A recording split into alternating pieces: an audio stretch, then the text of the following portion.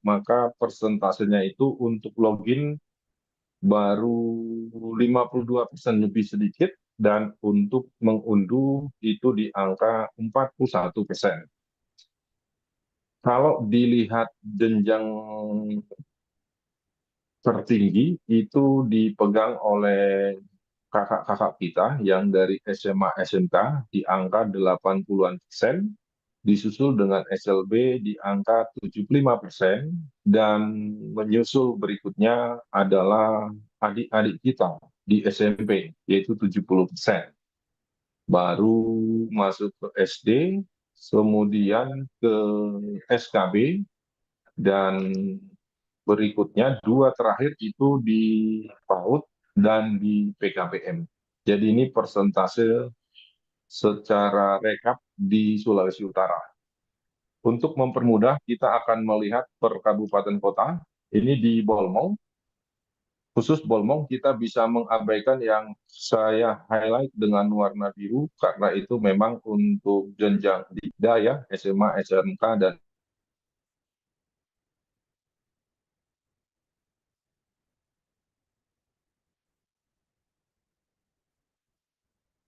Bapak Ibu. Namun untuk SD dan maaf, PAUD dan SMP ini sudah di angka mendekati 70%. Kita berpindah ke tetangga Bola Mongondo Selatan. Untuk Bola Mongondo Selatan ini termasuk luar biasa, khususnya SMP ini sudah 100%, SD tinggal dua lagi. Namun untuk PAUD kita perlu kerja keras sedikit ini karena baru di angka mendekati 70%. Dari Bolsel kita berpindah ke Boltim.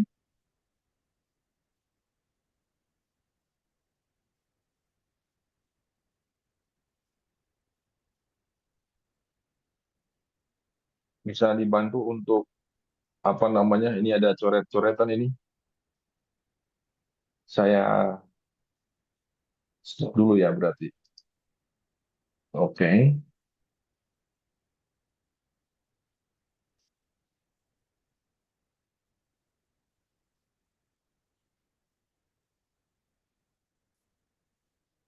Mungkin tidak sengaja ya Bapak Ibu. Di Boltim ini PAUD masih rendah ini, Boltim, Boltara, dan Talaut. Boltim dan Boltara dulu ya, untuk PAUD-nya sangat rendah di angka 2,94% untuk login, unduhnya 1,47. Jadi dari sini terlihat kita di Boltim dan Boltara nanti mungkin perlu melakukan berbagai upaya karena persentasenya ini sangat kecil di Boltim dan Boltara. Di Talaut sudah lumayan, namun kalau melihat angkanya juga ini masih tergolong sangat rendah. Ini dinilai di persentasi 10,64%. Ada angka lumayan tinggi untuk SMP, SD masih kategori kuning ini warnanya. Jadi ini persentase untuk Talaut. Dari Talaut kita lanjut ke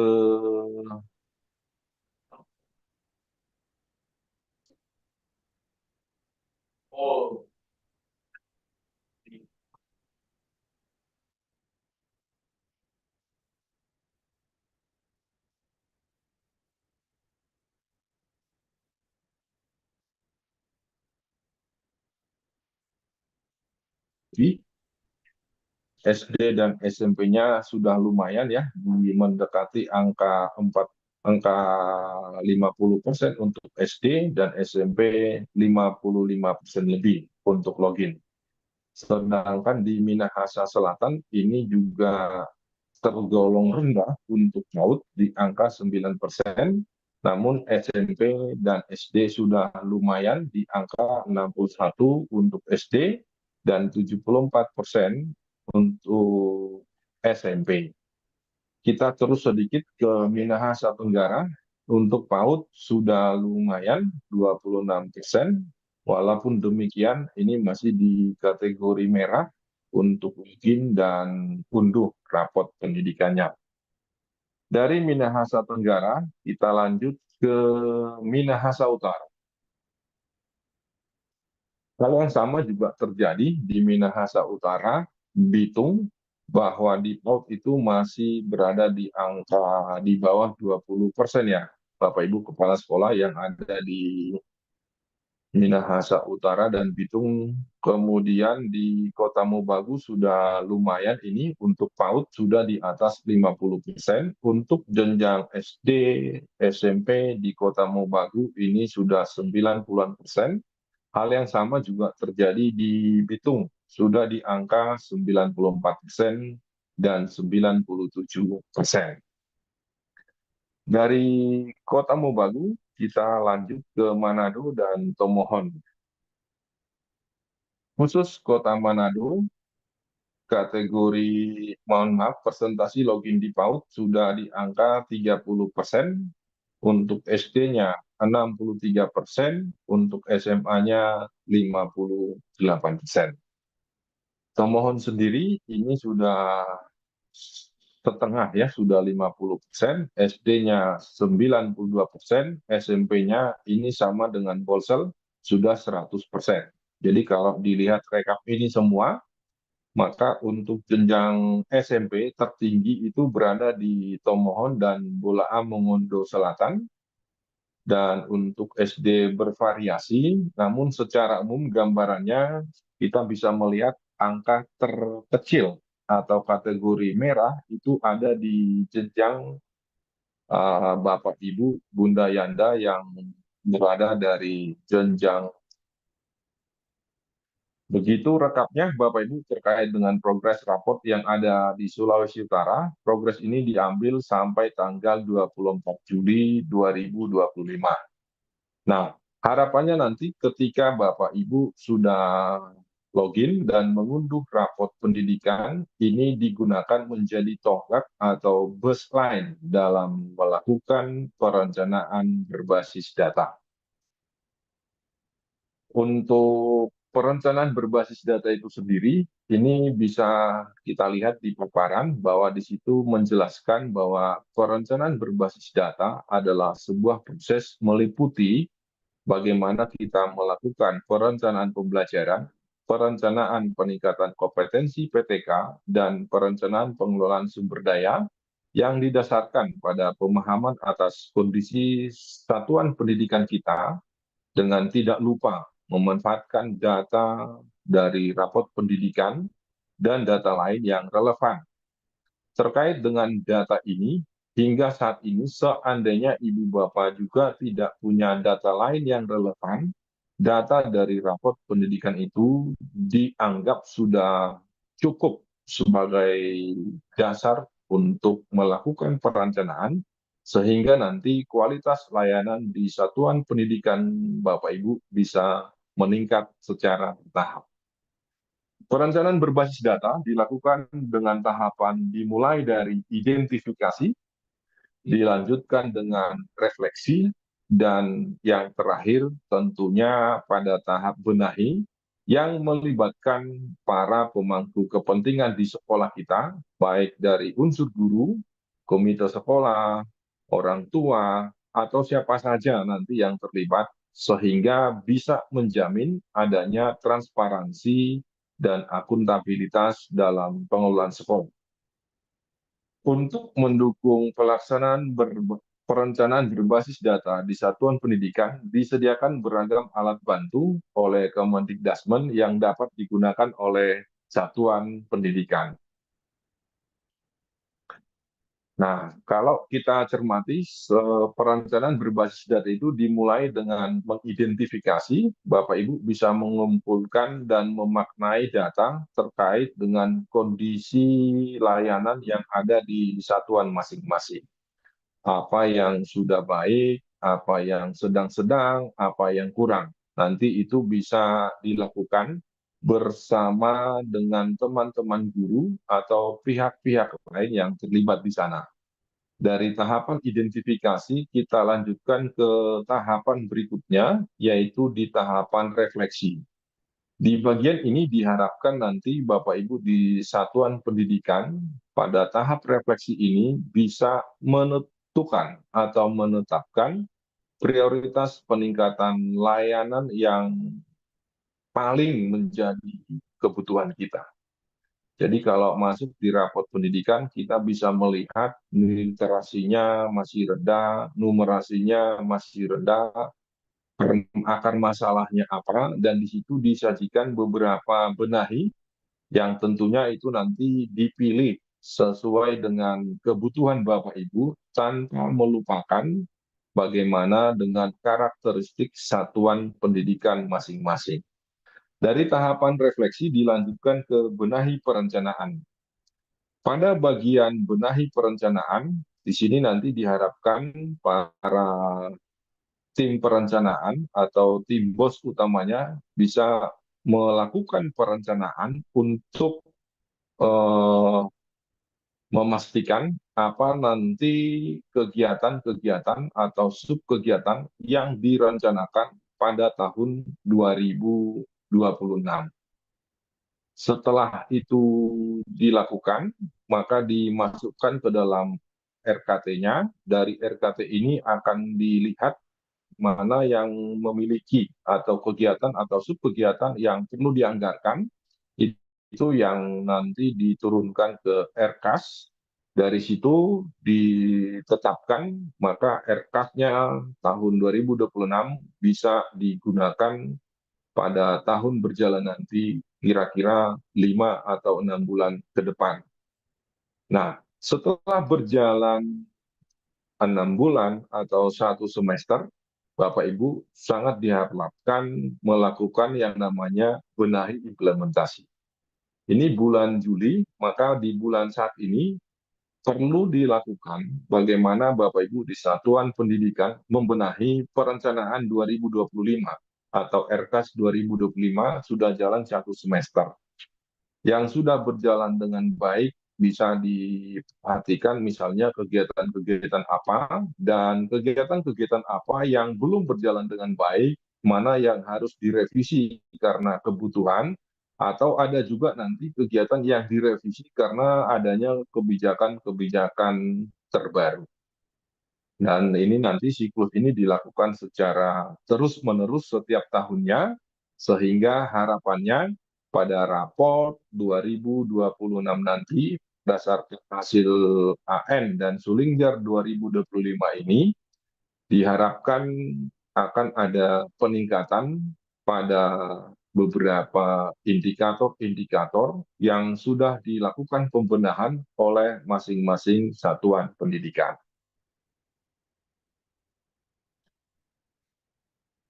Ada perbedaan sedikit ini di 2 tahun terakhir. Jadi kalau kita mengacu di 2024 bahwa IRB itu sama dengan di tahun 2024. Dia berbeda dengan tahun 2023 dan 2022. Jadi di bagian saat ini tinggal mengingatkan atau menguatkan ke kita kalau sebelumnya IRB B-nya 1, maka di saat ini dari tahun lalu sebenarnya dari tahun 2024 kita mengenal dengan istilah IRBB. Karena B-nya di sini ada 2, dibenahi perencanaan pembelajaran, kemudian juga nanti benahi berikutnya adalah benahi implementasi. Bagian yang terakhir, jika Ibu Bapak mengalami kendala akses rapot pendidikan, saat ini bisa mengajukan permohonan melalui pusat bantuan yang ada di link Pusat Informasi Rapot Pendidikan di Dikdasmen. Jadi ini langsung ke ULT Kemendikdasmen.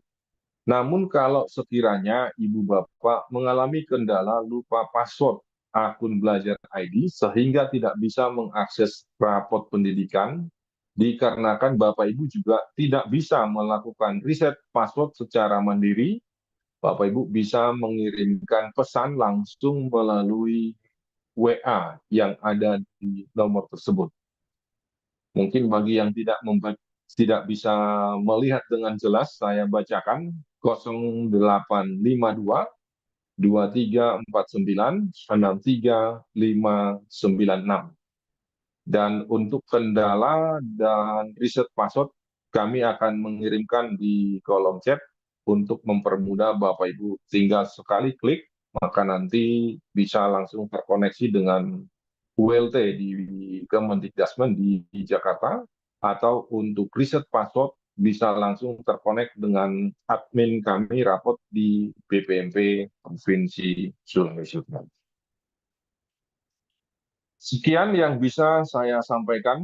Terima kasih atas perhatian Bapak Ibu, dan sekali lagi kami sangat berharap semoga paling lama di bulan Agustus ini Bapak Ibu sudah melakukan login dan unduh raport pendidikan, dan tentunya dimanfaatkan oleh Bapak Ibu sebagai tonggak atau baseline melakukan revisi dan perencanaan di tahun 2026. Itu yang bisa saya sampaikan. Saya kembalikan kepada Ibu Yola. Ya, di kolom chat sudah ada ya Bapak Ibu untuk riset mandiri ya. Linknya sudah ada di sana. Ya, terima kasih.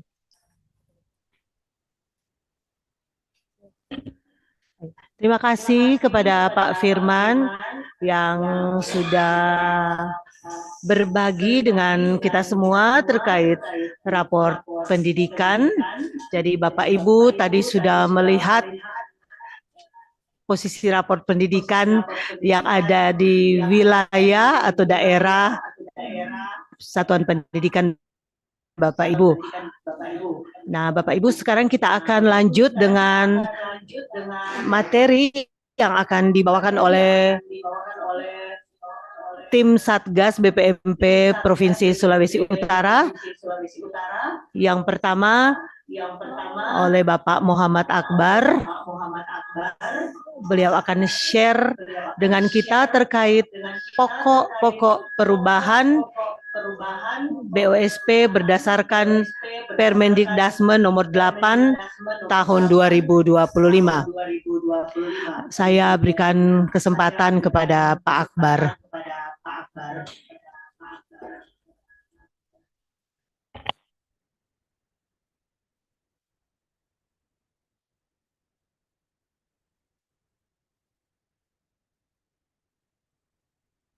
Ya, baik. Cek. Oke. Terima kasih Bu Yola atas kesempatan yang diberikan. Bapak Ibu yang kami hormati, khususnya Bapak Ibu manajer BOS dan admin markas yang hadir di BPMP Provinsi Sulawesi Utara.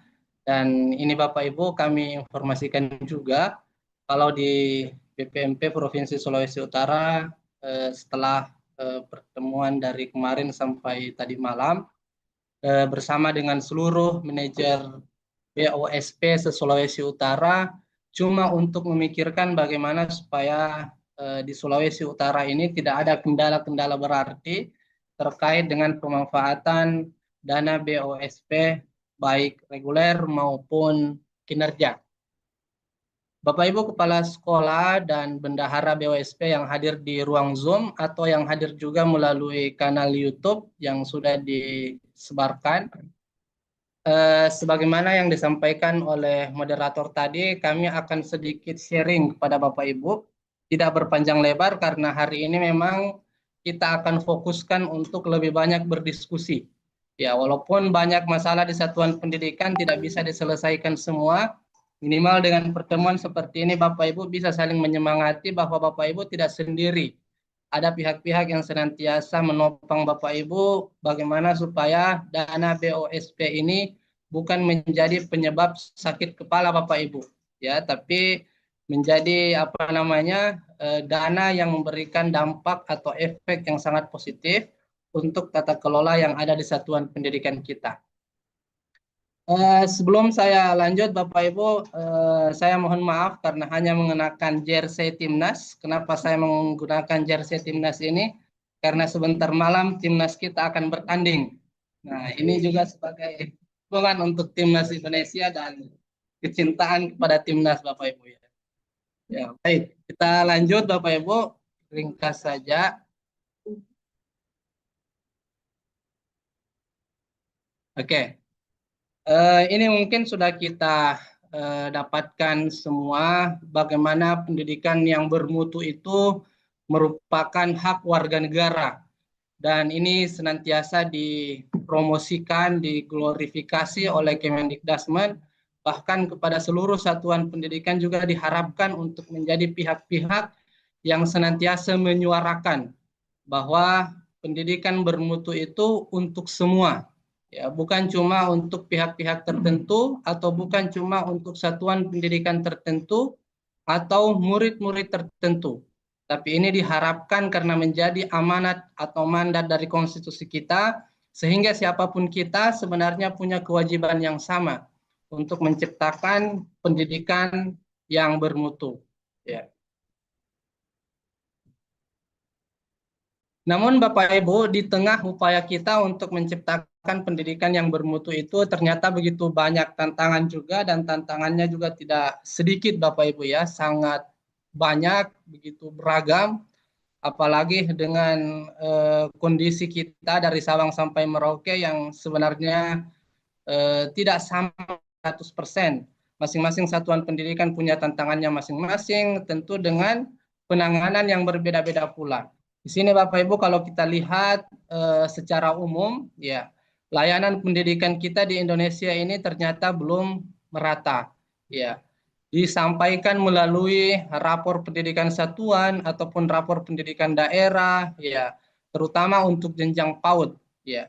APK masih 36,36, kemudian SMK SMA sederajat APK-nya 86,34, sementara tingkat penyelesaian SMA sederajat masih rendah 66,79. Kemudian kita lihat juga kualitas pendidikan kita dikatakan masih rendah berdasarkan hasil capaian pada skor PISA Indonesia pada tahun 2022. Berada di kisaran 368,99, tertinggal dari negara OECD ya, yang sudah berada di kisaran 477,53. Nah, di ASEAN sendiri Bapak Ibu, ternyata negara-negara yang selama ini mungkin mengekor di bawah Indonesia seperti Vietnam, Malaysia dan sebagainya, mereka sudah berada di angka 400 ke atas. Sehingga ini menjadi tantangan kita semua, satuan pendidikan, dinas pendidikan ataupun Kemendikdasmen. Kemudian yang ketiga juga kuantitas, kualitas dan redistribusi guru masih terbatas, ya. Guru-guru kita masih banyak yang belum memiliki sertifikasi pendidikan. Kalau dipersentasekan se-Indonesia masih ada sekitar 35%. Kemudian yang terakhir Bapak Ibu, pendidikan karakter, pendidikan agama dan pendidikan kewarganegaraan belum optimal. Masih terjadi kasus-kasus yang tidak diinginkan seperti perundungan dan sebagainya yang terjadi di satuan pendidikan. Ini semua yang akan kita tangani atau mitigasi Bapak Ibu secara pelan-pelan, sehingga harapan kita untuk mewujudkan pendidikan yang bermutu itu bukan cuma sekedar dongeng Bapak Ibu ya, tapi dia menjadi sesuatu yang betul-betul bisa kita hadirkan dalam kehidupan kita. Kemudian Bapak Ibu, kalau selama ini mungkin langsung saja Bapak Ibu, kenapa BOS reguler kita, kemudian BOSKIN kita, akhir-akhir ini begitu banyak surat-surat yang berdatangan dari Kemendikdasmen supaya kita mengikuti diklat-diklat tertentu yang sudah direncanakan oleh Kemendikdasmen. Alasannya Bapak Ibu karena berdasarkan Asta Cita yang sudah disampaikan oleh Presiden Prabowo, kemudian diterjemahkan oleh Kemendikdasmen menjadi beberapa program prioritas Bapak Ibu. Di sana kalau kita lihat, ya, yang pertama itu wajib belajar 13 tahun. Wajib belajar 13 tahun ini Bapak Ibu artinya PAUD, ya, itu sudah masuk juga dalam program wajib belajar ini. Kemudian yang kedua, peningkatan kualifikasi, kompetensi, dan kesejahteraan guru. Ini kalau kita lihat dalam beberapa waktu terakhir Bapak Ibu ya, upaya-upaya dari pemerintah kita, dari Kemendikdasmen khususnya bagaimana untuk meningkatkan kesejahteraan guru-guru kita. Walaupun belum sesuai dengan harapan para guru ya, tapi minimal Bapak Ibu bahwa upaya dan usaha itu sudah ada. Ya. Kemudian yang selanjutnya pembelajaran mendalam, deep learning. Ini Bapak Ibu kalau kemarin kita mengikuti sosialisasinya, ya sekali lagi belum ada penggantian kurikulum di Indonesia Bapak Ibu ya. Kalau mengikuti sosialisasinya kemarin, yang ada adalah penyesuaian. Kemudian yang selanjutnya pengembangan talenta dan prestasi. Makanya ada satuan pendidikan juga yang mendapatkan Boskin Bapak Ibu. Kemudian pemenuhan Sarpras. Ya, ini kalau Bapak Ibu bertanya kenapa di Juknis terbaru ditekankan Bapak Ibu ya, Sarpras itu maksimalnya 20% dan sebagainya. Kemudian penguatan karakter. 7 kebiasaan anak Indonesia hebat dan pagi ceria. Kemarin di Hari Anak Nasional Bapak Ibu, se-Indonesia secara serentak dilakukan senam anak Indonesia hebat sekaligus memperingati Hari Anak Nasional. Jadi kita sama-sama melakukan senam di pagi hari secara streaming Bapak Ibu dan alhamdulillah se-Indonesia kita mendapatkan rekor muri Bapak Ibu ya. Kemudian pelajaran coding dan kecerdasan artifisial. Ini Bapak Ibu mungkin di antara satuan sudah ada yang menyelenggarakan atau ikut diklat coding dan kecerdasan artifisial ini. Ini alasannya karena memang masuk ke dalam program prioritas Kemendikbudristek. Bapak Ibu, yang bisa dipastikan bahwa dana yang didapatkan oleh satuan pendidikan, hampir semua satuan pendidikan, satu-satunya itu cuma dana BOSP ini Bapak Ibu. Makanya kenapa menggunakan intervensi dana BOSP untuk pembelajaran mendalam, untuk pembelajaran coding dan kecerdasan artifisial. Karena cuma dana itu yang bisa dipastikan hampir ada di setiap satuan pendidikan. Sehingga untuk mendukung program prioritas ini, maka di dalam Juknis BOSP terbaru ya sudah disampaikan bahwa kegiatan-kegiatan yang diupayakan dilakukan oleh satuan pendidikan khususnya penerima Boskin adalah dengan menyelenggarakan kegiatan KKA dan pembelajaran mendalam. Selanjutnya pembangunan kebahasaan dan kesastraan, dan selanjutnya juga Bapak Ibu sistem penerimaan murid baru yang berkeadilan.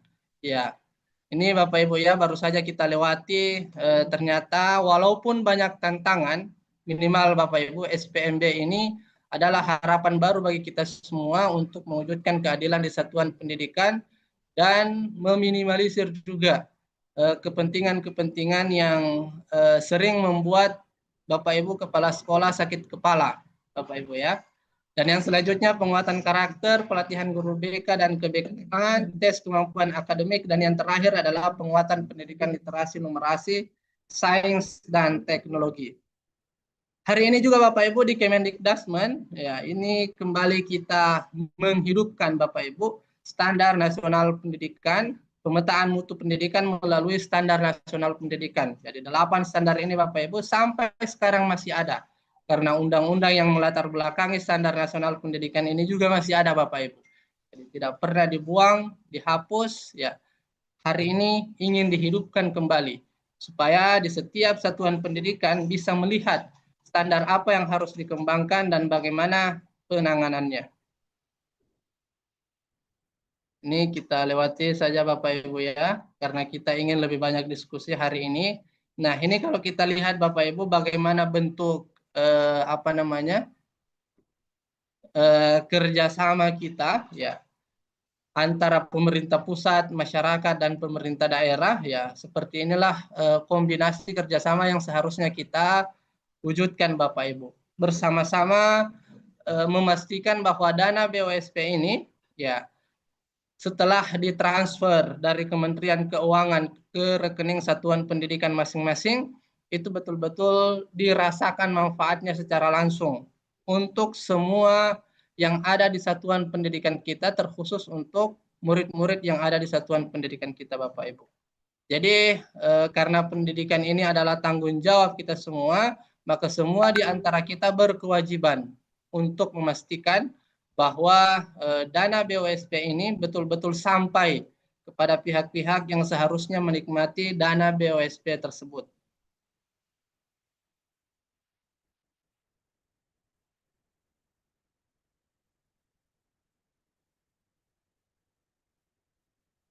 Oke, ini kita lewati saja Bapak Ibu ya. Ya, ini mungkin yang menjadi poin yang akan kami sampaikan pada pertemuan yang berbahagia ini Bapak Ibu. Dan saya yakin Bapak Ibu, pertemuan kita bukan cuma di sini, tapi kita bisa melakukan komunikasi di luar daripada pertemuan kali ini juga.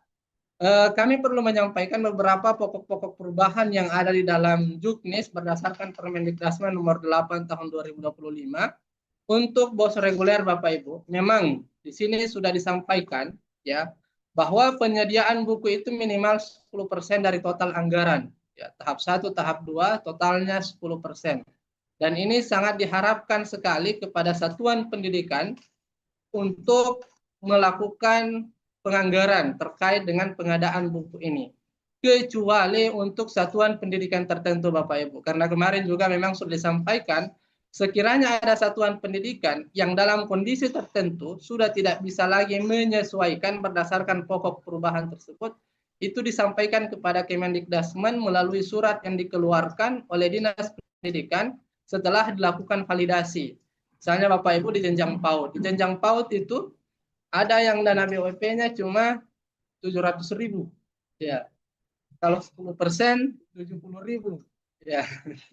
Dan ini Bapak Ibu ya, hal-hal yang seperti ini mungkin yang harus memang kita komunikasikan. Informasi-informasi yang seperti ini karena saya yakin bahwa dana BOSP ini selama kita mau speak up, khususnya satuan-satuan pendidikan menyampaikan apa masalahnya kepada Dinas Pendidikan, pada BPMP, ya kita bisa selesaikan secara bersama-sama supaya tidak ada gagal-gagal salur yang menghantui Bapak Ibu di penerimaan selanjutnya. Kemudian yang kedua terkait dengan pemeliharaan sarpras maksimal 20% dari total anggaran. Ini maksimal Bapak Ibu, batas minimalnya tidak ada. Seandainya di satuan pendidikan ada yang memang tidak menganggarkan untuk sarpras ini, itu tidak menjadi persoalan Bapak Ibu. Tapi yang menjadi persoalan adalah ketika lebih daripada 20%. Kalaupun ada yang sudah menganggarkan lebih daripada 20%, kemudian sudah tidak bisa lagi disesuaikan, nah itu lagi Bapak Ibu. Kemarin sebelum tanggal 14 Juli disampaikan melalui surat yang ditujukan kepada Kemendikdasmen khususnya untuk Direktorat PAUD, Dikdas, dan Dikmen. Selanjutnya yang ketiga, bagi satuan yang masih membayar honor untuk PTK-nya di satuan pendidikannya, ini sudah dilakukan penyesuaian juga untuk sekolah swasta 40% dan untuk negeri maksimal 20% dari total anggaran. Tapi kalau untuk tahun ini Bapak Ibu, khusus untuk tahap 2 saja. Karena tahap 1 sudah dibayarkan, itu tidak mungkin diminta kembali. Diminta kepada PTK bersangkutan untuk mengembalikan lebih bayarnya karena mengikuti Juknis yang terbaru dan sebagainya.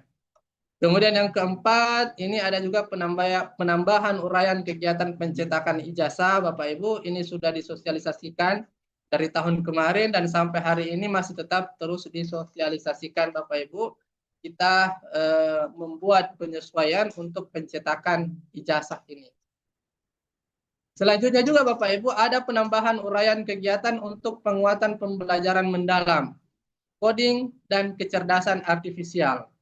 Nah, di Boskin Bapak Ibu apa saja yang menjadi pokok perubahannya? Yang pertama tentunya penggabungan Boskin Sekolah Penggerak dengan Boskin Berkemajuan Terbaik untuk rapor pendidikannya menjadi satu nama, yaitu BOS Kinerja Terbaik, ya BOS Kinerja Terbaik. Jadi Bapak Ibu ex penyelenggara program sekolah penggerak ataupun Bapak Ibu yang diberikan penghargaan karena delta rapor pendidikannya meningkat secara signifikan, itu namanya sama, BOS Kinerja Terbaik. Kemudian yang kedua juga ada BOS Kin untuk prestasi Bapak Ibu ya. Yang kedua terkait dengan pemanfaatan untuk Boskin kinerja terbaik ini Bapak Ibu. Ini memang dikhususkan untuk satuan pendidikan penerima Boskin ini menganggarkan dana Boskinnya untuk pembelajaran mendalam dan coding serta kecerdasan artifisial. Nah, ini Bapak Ibu yang harus kita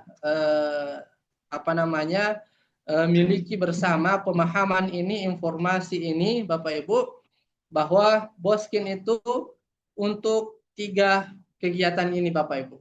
Pembelajaran mendalam, coding, dan kecerdasan artifisial. Kalau ada yang bertanya kenapa, sudah kami sampaikan di awal tadi. Itu masuk ke dalam Astacita Presiden yang diterjemahkan menjadi program prioritas Kemendikbudrismen Bapak Ibu.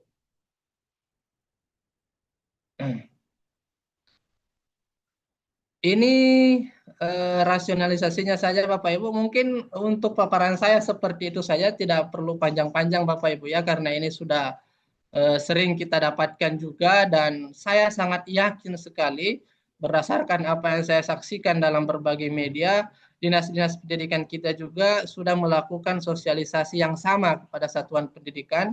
Oleh karena itu Bapak Ibu, tanpa perlu berpanjang-panjang, kita akan membuka sesi diskusi, dan diskusi ini Bapak Ibu bukan cuma kami seorang atau dengan tim Satgas. Ya, dengan Satgas yang akan menjawab atau memberikan solusi atas persoalan Bapak Ibu. Tapi di sini sudah hadir juga 15 manajer BOS dan perwakilan dari admin markas yang akan bersama-sama dengan kita semua memberikan jawaban-jawaban yang saya sangat yakin sekali itu akan menjadi jalan keluar terbaik untuk persoalan yang Bapak Ibu hadapi. Bapak Ibu silahkan raise hand yang ingin berkomentar atau menyampaikan pertanyaannya. Bisa juga dikirimkan di kolom chat Bapak Ibu ya. Pertanyaan-pertanyaan itu nanti kami akan listing satu-satu, Bapak Ibu akan diberikan komentarnya secara satu-satu juga. Silakan Bapak Ibu, demikian dari saya kembalikan kepada Ibu Yola. Terima kasih. Terima kasih kepada Pak Akbar. Terima kasih kepada Pak Akbar yang sudah share dengan kita terkait pokok-pokok perubahan BOSP berdasarkan Permendikbudrismen nomor 8 tahun 2025. Jadi Bapak Ibu, sekarang kami membuka seluas-luasnya kesempatan Bapak Ibu untuk bertanya. Dan sebagaimana Pak Akbar katakan tadi, silakan pertanyaannya boleh langsung dituliskan di kolom chat ataupun raise hand. Dan jangan lupa Bapak Ibu mengisi daftar hadir yang sudah dikirimkan oleh host di kolom chat. Kami berikan kesempatan pertama kepada Bapak Adrin Lumangkun dari SMP Advent Unclub Air Madidi. Silakan Pak. Baik, Shalom, selamat siang semua. Terima kasih kesempatan berharga yang diberikan. Yang terhormat para Bapak Ibu pejabat pendidikan dan para narasumber, Pak Firman Adeak dari BPMP Sulut dan narasumber dari pusat. Izin, saya berterima kasih karena sudah mendapat kesempatan 3 kali menerima BOS kinerja berpencapaian terbaik. Nah, jadi kami mendapat 2 kategori BOS. Di penjelasan yang saya catat tadi, ada pembiayaan-pembiayaan untuk PM dan KKA, juga pencetakan di jasa yang saya lihat hal yang baru disampaikan ini, pengalokasiannya seperti apa. Kami mendapat petunjuk, pembiayaan untuk KKA dan PM itu adalah dari BOS kinerja. Dan ada pembelanjaan buku, kami ingin ada kejelasan apa memang dari BOS kinerja kita bisa belanja buku, sementara kita juga di BOS reguler akan membelanjakan buku. Nah, mohon petunjuk, dan juga kami sedikit bingung dengan arah penggunaan BOS kinerja berpencapaian terbaik melalui rapor pendidikan ini. Setelah kami mengelola pembiayaannya, maka kami akhirnya tersisa biaya. Oleh karena minimnya rekrutmen dari sistem kementerian untuk penjaringan peserta dari setiap sekolah. Kami pun sempat terlanjur membayar informasi awal, angka yang jumlah besar, namun ternyata penggunaan untuk pembayaran pembiayaan kegiatan itu lebih kecil, sehingga kami tersisa biaya, sementara biaya ini hanya diarahkan kepada kegiatan PM dan KKA. Mohon petunjuk dari para narasumber. Terima kasih. Salam dari SMP Unclub Air Madidi, Minahasa Utara.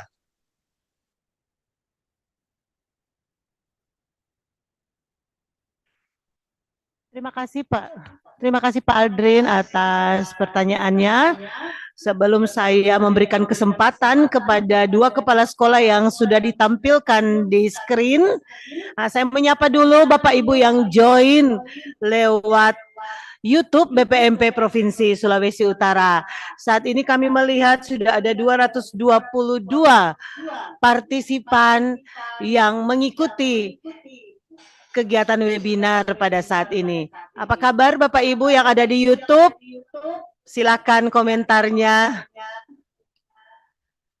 Selanjutnya kami berikan kesempatan kepada Ibu Bosfel Supit untuk mengemukakan pertanyaan atau tanggapan kepada para narasumber. Silakan Bu. Ya, terima kasih. Kedengaran suara saya, Bu? Ya, kedengaran Bu. Para narasumber yang kami hormati dari BPMP Sulawesi Utara, pertanyaan kami mengenai dana BOS yang sudah dijelaskan oleh Pak Akbar tadi menyangkut begini Pak. Tahap 1 kami membayar honor sudah melebihi target 20% karena sekolah negeri ya. Juknis belum keluar, kan Juknis keluarnya bulan Mei. Jadi ketika dihitung, ketika rekon dengan Dinas Pendidikan, disampaikan bahwa sudah tidak lagi bisa membayar honor karena sudah lebih 300-an ribu. Dan saya pun bingung berarti untuk 6 bulan ke depan mulai Juli sampai Desember tidak bisa lagi dianggarkan untuk pembayaran honor yang 20% itu untuk negeri. Pertanyaan kami apakah seperti itu? Berarti pembayaran honor untuk 6 bulan ke depan kami harus ambil di mana, Pak? Makanya kami perlu bertanya, kiranya bisa dijelaskan. Saya kira itu banyak pertanyaan yang harus saya sampaikan, tapi itu dulu karena masih ada teman-teman saya yang raise hand ini ada lebih dari 10. Terima kasih, Tuhan memberkati kita semua.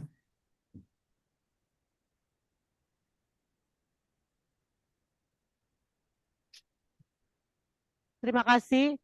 Terima kasih Bu Boswel Supit dari SD Inpres Kawangkoan, Kabupaten Minahasa Utara. Sama dengan Pak Aldrin Lumangkun, SMP Advent Unka Madidi. Nah, selanjutnya sesudah Pak Yodi Wagyu dari Kepala SD Gemim 2 Sarongsong, Kota Tomohon, Pak Akbar akan merespon pertanyaan dari Bapak Ibu. Silakan Pak Yodi.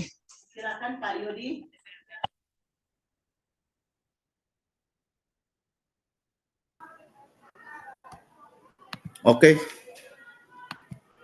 Ya, selamat siang. Selamat siang, Pak. Selamat siang dan terima kasih untuk kesempatan yang diberikan oleh moderator bagi kami. Dari pemaparan yang sudah disampaikan menyangkut penggunaan dana BOS ini, sudah dijelaskan bahwa untuk BOS mungkin itu ada perubahan untuk alokasi anggaran.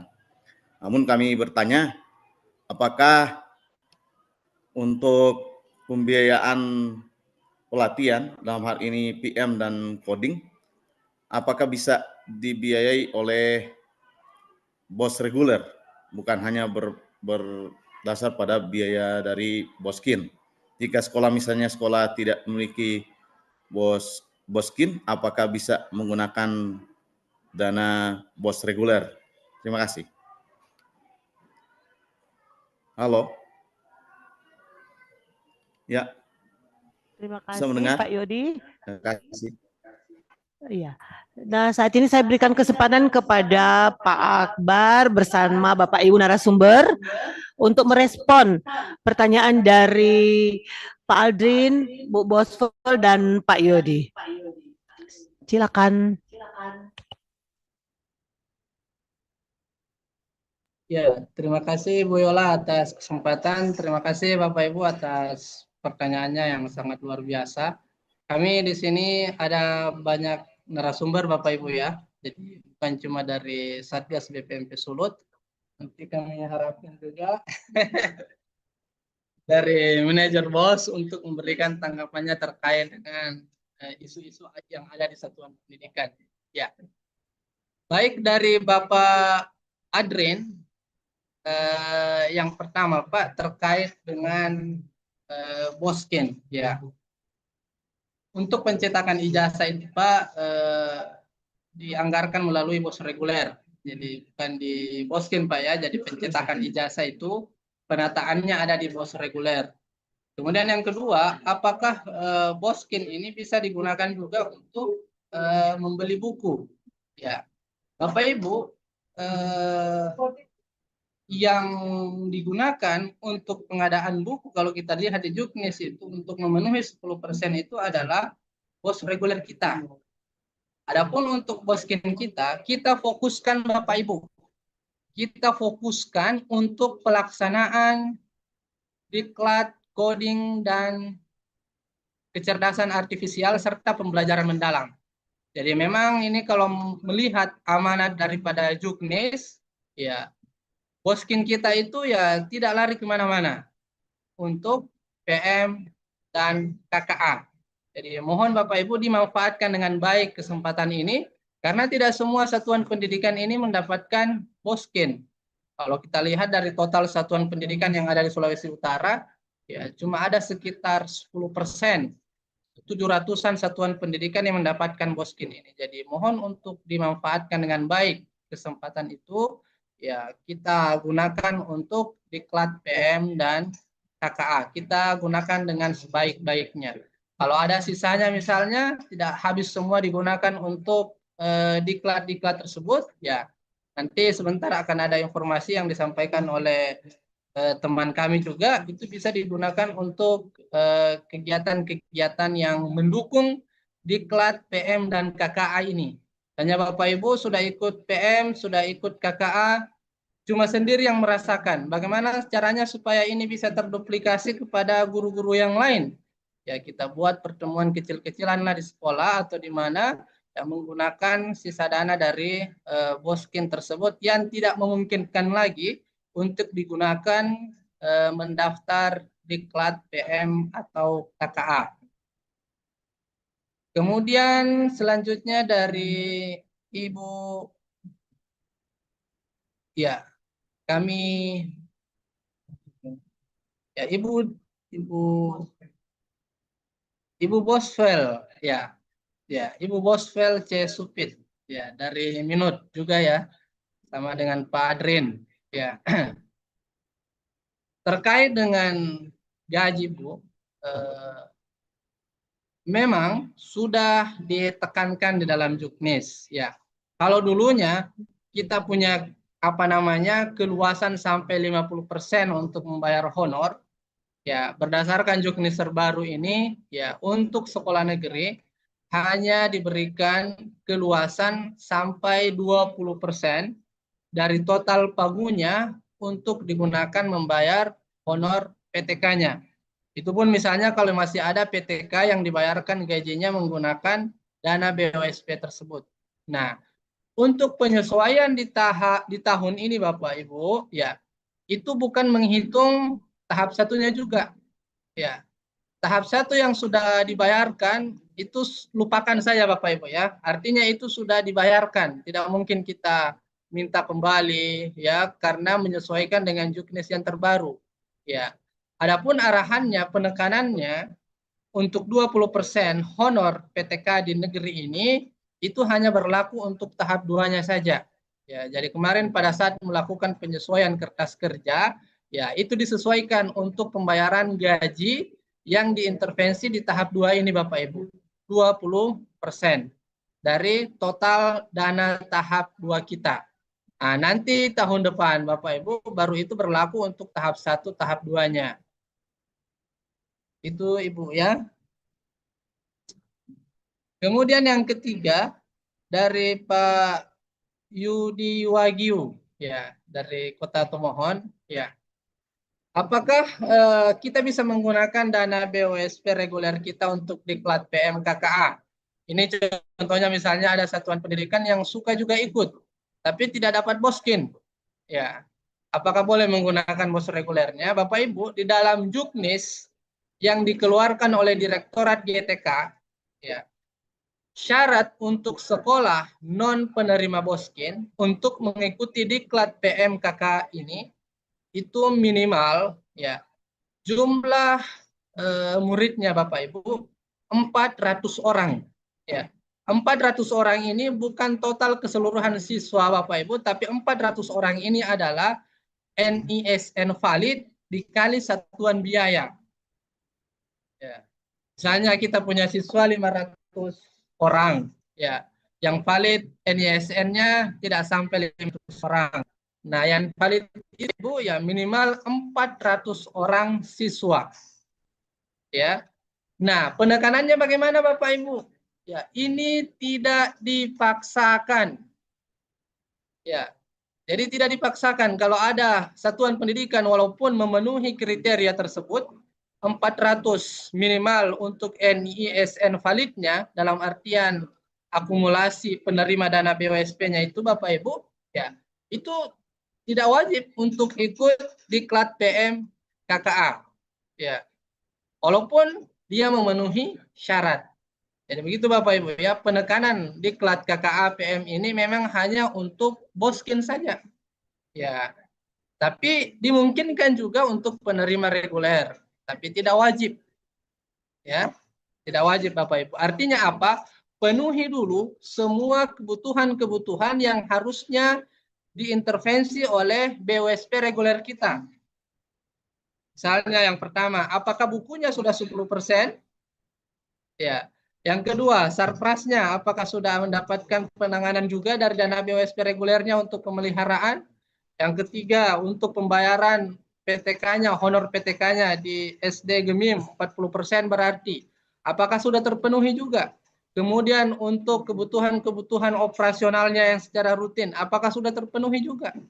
Nah, kelihatannya masih ada sisa dana yang banyak yang bisa digunakan untuk mendukung pengembangan kompetensi guru misalnya atau kepala sekolah dan sebagainya Bapak Ibu. Ya, itu bisa saja, tapi ingat Bapak Ibu, tidak menjadi hal yang wajib bagi satuan penerima dana BWSP walaupun sudah memenuhi kriteria 400 minimal jumlah NISN validnya. Otomatis kalau di luar daripada itu Bapak Ibu ya tidak dimungkinkan.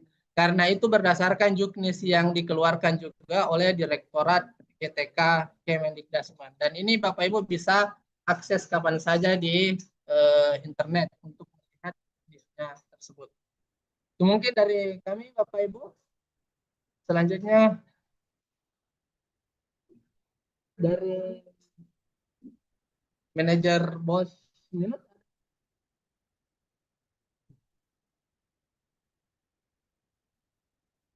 Ya baik. Pak Brian, ya kami kembalikan kepada moderator.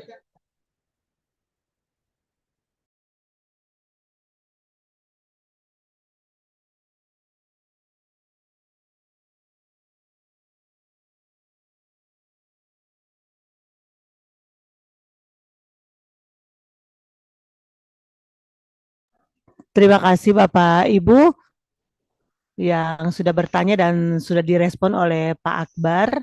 Dan selanjutnya Bapak Ibu, saya lanjut kepada Bendahara SDN Inpres Dame, Bapak Dimitri Kalebos dari Kabupaten Kepulauan Siau Tagulandang Biaro. Silakan Pak Dimitri untuk menyampaikan pertanyaannya. Terima kasih atas kesempatan. Maka atas kesempatan yang diberikan kepada kami dan terhormat para pemateri dari BPMP Sulut, Pak Akbar dan semua yang ada di sana. Terima kasih atas kesempatan. Kami di sini mau bertanya tentang belanja 10% untuk buku. Apakah belanja 10% untuk buku guru ini untuk buku cetak untuk membantu setiap guru-guru dalam proses belajar mengajar atau buku dalam bentuk ATK. Kalau misalnya dia buku cetak untuk proses belajar mengajar, bagi kami di sekolah,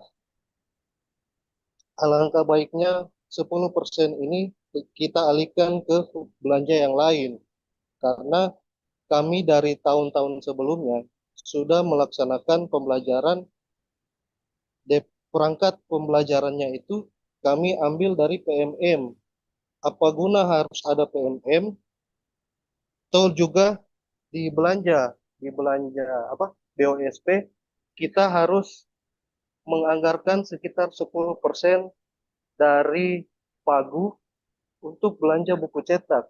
Lalu kegunaan PMM juga ini untuk apa? Jadi bagi apa? Menurut kami agak kurang efektif jika harus dianggarkan sekitar 10% untuk belanja buku. Bisa kita alihkan ke belanja yang lain yang mungkin bisa lebih penting dan bisa memenuhi kebutuhan setiap sekolah, karena di daerah kami kebutuhan sekolah itu sangatlah beragam, mengingat daerah kami adalah daerah kepulauan yang notabene proses transport juga, kami di kepulauan harus ada biaya transport yang harus lumayan besar, karena beberapa pulau yang kalau mau urus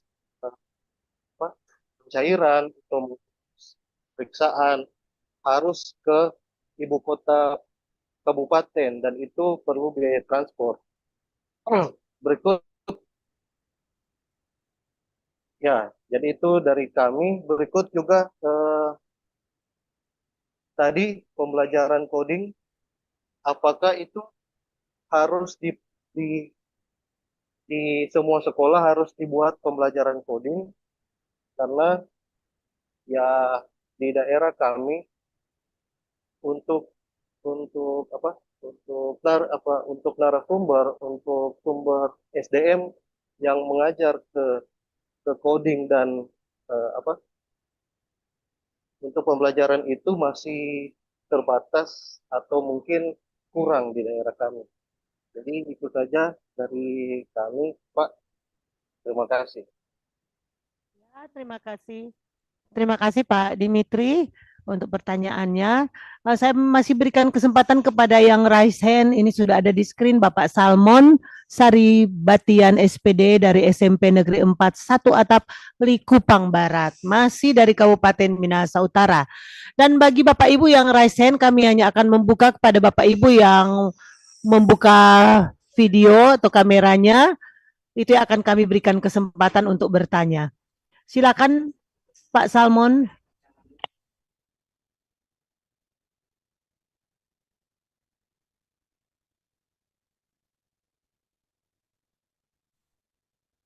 Silakan dibuka mic-nya, Pak.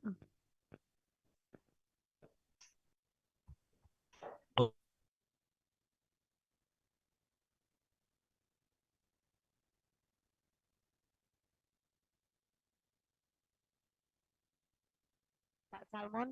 Oke, Silakan, terima Pak. kasih kesempatan yang diberikan. Nama saya Salmon Saribatian, Sarjana Pendidikan, Kepala SMP Negeri 4 Satablik Pembarat, di Pulau Talise, Desa Air Benua. Ya, di tempat kami, Bu, webinar ini saya berada di luar tempat tugas karena kendala jaringan. Jadi di tempat kami tidak ada jaringan, sehingga saya harus berada sekitar 4 km dari tempat tugas. Dan yang menjadi pertanyaan saya, pertama ada beberapa pertanyaan. Pertama, kalau bisa sampaikan ke kementerian bahwa Juknis Bos itu harus ada, kalau untuk tahun depan itu setidaknya harus ada di bulan Oktober, November itu sudah ada seharusnya.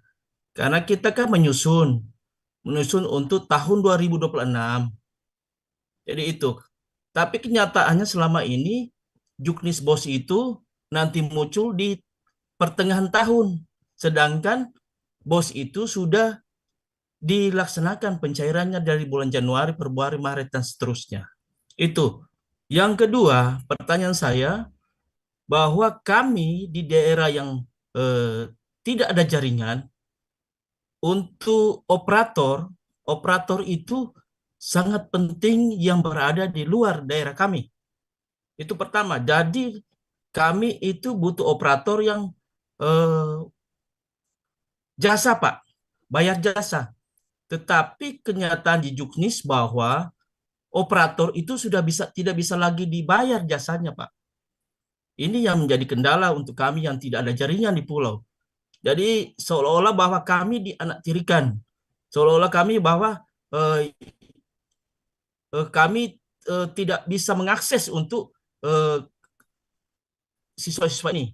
Iya, sebelumnya memang terus terang untuk tahap 1 kami mengalokasikan anggaran untuk operator ini, tapi bukan honor, tapi kami hanya membayar sesuai dengan pekerjaan, jasa. Jadi di tahap 1 setiap pekerjaan itu kami bayar berdasarkan tugas, misalnya persiapan ujian nasional, dan sekarang kami akan bayar penerimaan siswa baru. Begitu. Jadi setiap tahap-tahapan yang akan dibayar kepada yang melakukan itu. Jadi kendala ini, Pak. Jadi kalau kami tidak memiliki operator yang ada di luar, di tempat jaringan, aduh, kewalahan juga kami ini untuk mengakses setiap informasi atau data-data peserta didik atau data-data sekolah atau ARKAS. Ya, minta tanggapan dari BPMP dan pusat. Demikian, terima kasih. Terima kasih atas masukan dan pertanyaannya, Pak Salmon. Dan selanjutnya kami berikan kesempatan kepada Pak Brian Peluan selaku tim Satgas BPMP Sulawesi Utara untuk merespon baik masukan maupun pertanyaan dari Sitaro dan dari Minahasa Utara. Silakan Pak Brian. Baik, terima kasih Bu Yola atas kesempatan. Dan terima kasih Bapak atas pertanyaannya. Yang pertama tadi dari Bapak Dimitri, Bendahara SDN Impres Dame ya, terkait pengadaan 10% buku di dana BOSP ini. Nah, Bapak Ibu, terkait pengadaan 10% buku ini, itu sebenarnya sudah melihat dari capaian skor PISA kita di tahun-tahun sebelumnya, di mana yang menjadi krisis atau tantangan yaitu di mana skor PISA kita berada di bawah rata-rata dunia. Dan salah satu yang mempengaruhi yaitu skor literasi dan numerasi. Nah, sehingga membuat pihak kementerian atau pihak pusat membuat satu regulasi yang mewajibkan untuk sekolah membeli buku untuk meningkatkan literasi dan numerasi, meningkatkan minat baca. Jadi itu sebenarnya tujuannya. Nah, kalau memang di kondisi yang terjadi sudah sampai sekarang sudah banyak e-book yang beredar, tapi kalau berdasarkan apa yang terjadi di lapangan, e-book tersebut masih banyak yang susah diakses dan legalitas e-book tersebut, e-book bajakan dan seterusnya. Mungkin kalau bahan bacaannya dari PMM, tapi tidak apa-apa, PMM tetap berjalan, tapi harus ada juga buku cetak yang ada di sekolah. Dan untuk jenis buku yang untuk pengadaan itu yaitu jenis buku teks dan non teks. Nah, itu sudah ada di Juknis terkait terkait bagaimana pengadaan buku-buku tersebut. Kemudian masih terkait buku tersebut, jadi dari pusat Bapak Ibu terkait buku ini, untuk alokasi dananya itu sebesar 10% dari 1 tahun pagu anggaran. Itu berlaku juga untuk tahun ini, tahun 2025. Nah, jadi hal-hal tersebut yang perlu diperhatikan supaya nanti tidak salah, dan pemahaman terkait pengadaan buku ini juga tidak salah juga. Ini untuk mengatasi krisis pembelajaran yang ada. Nah, kemudian pertanyaan yang kedua tadi, mohon maaf Pak Dimitri, boleh diulangi yang pertanyaan yang kedua tadi setelah yang buku?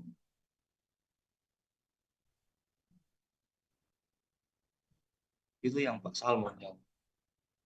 Ya, Ya, gimana Pak?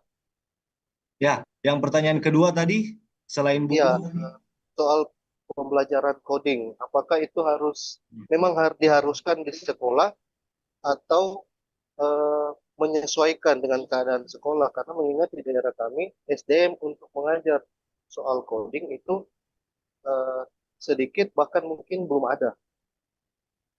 Baik.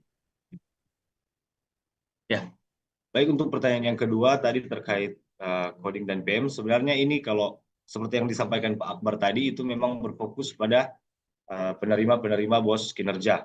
Nah, untuk kedepannya anjuran dari tim pusat juga menyebutkan bahwa ini awalnya nanti akan mengarah ke semuanya akan mendapatkan pelatihan yang serupa. Kenapa sampai seperti itu? Karena memang berdasarkan apa yang tadi Pak Akbar sampaikan dalam pemaparan materi, itu sudah ada di dalam Astacita yang disampaikan oleh Bapak Presiden, di mana Astacita tersebut menyampaikan bahwa ada pengembangan sumber daya manusia, ada pengembangan sains dan teknologi, kemudian dari Astacita tersebut diterjemahkan oleh Kementerian Pendidikan Dasar dan Menengah melalui program prioritas, yaitu pelatihan pembelajaran mendalam, coding, dan kecerdasan artifisial. Nah, jadi kalau Bapak bertanya apakah ini akan berlanjut, ini pasti akan berlanjut dan kemungkinan ke depannya akan lebih luas lagi untuk target-targetnya. Bukan cuma yang penerima BOS kinerja, tapi mungkin nanti semuanya. Tapi itu kita akan bertahap, nanti ke depannya akan menunggu regulasi selanjutnya.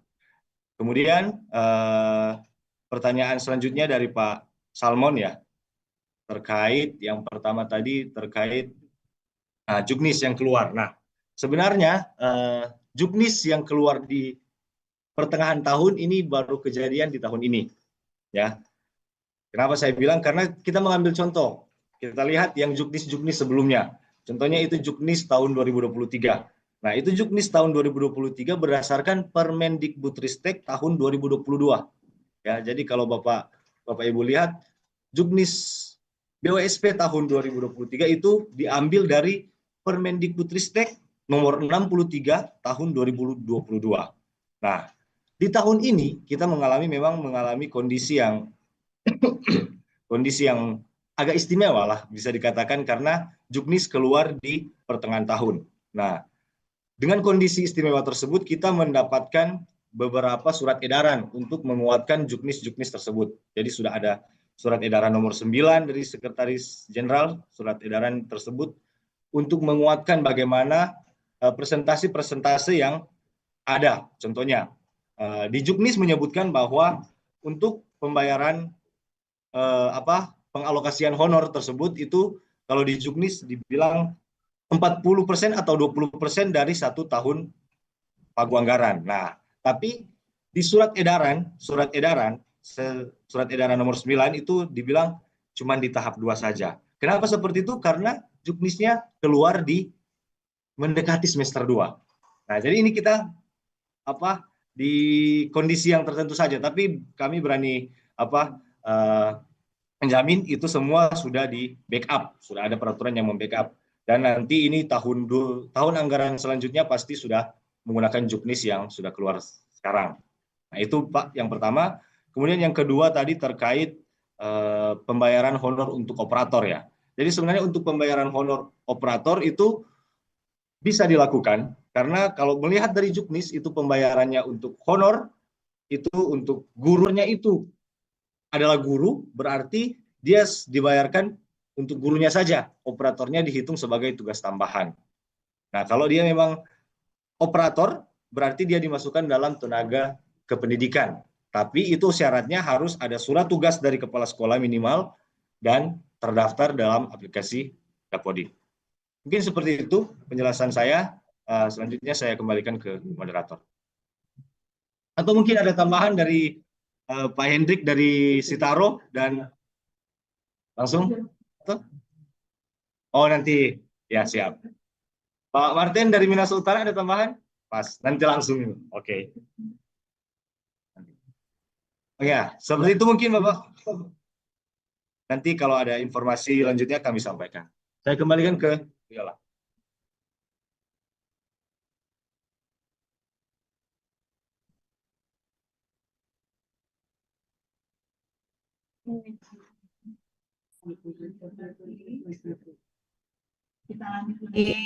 Bagi Bapak Ibu yang masih raise hand, yang sudah membuka kameranya, kami akan berikan kesempatan. Nah, saya berikan kesempatan kepada Ibu Adria Taraunang, Kepala Sekolah SD Katolik Peret, Kabupaten Kepulauan Talaut. Nah,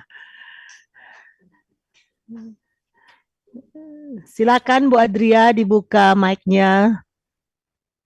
Belum terdengar Bu, masih belum dibuka mic-nya. Oke, silakan Bu. Terima kasih atas kesempatan yang diberikan kepada saya. Wassalamualaikum warahmatullahi wabarakatuh. Salam sejahtera bagi kita semua. Pertama-tama, saya berterima kasih kepada Bapak Nadeak yang sudah memberikan pencerahan kembali tentang rapor mutu pendidikan dan perencanaan berbasis data. Kemudian kepada Bapak narasumber yang kedua sudah memberikan paparan tentang kebijakan. Pertama saya setuju sekali dengan Bapak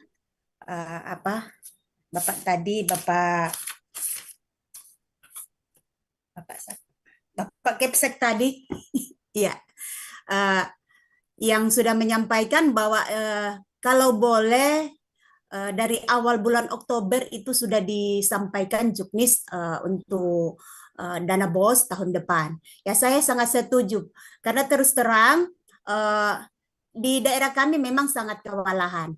Saya mewakili teman-teman barangkali menyampaikan permasalahan yang dialami oleh sekolah-sekolah di wilayah kami terkait mutu pendidikan, perencanaan berbasis data. Kami sering setiap tahun itu tidak menganggarkan anggaran yang lebih besar seperti pengembangan kompetensi guru dan kepala sekolah. Kami hanya menganggarkan sesuai dengan kebutuhan di lapangan seperti IHT, kemudian kegiatan di KKG. Untuk anggaran yang lebih besar misalnya dari kegiatan yang dilaksanakan oleh dinas, oleh BPMP, oleh BGTK, kami tidak merencanakan itu.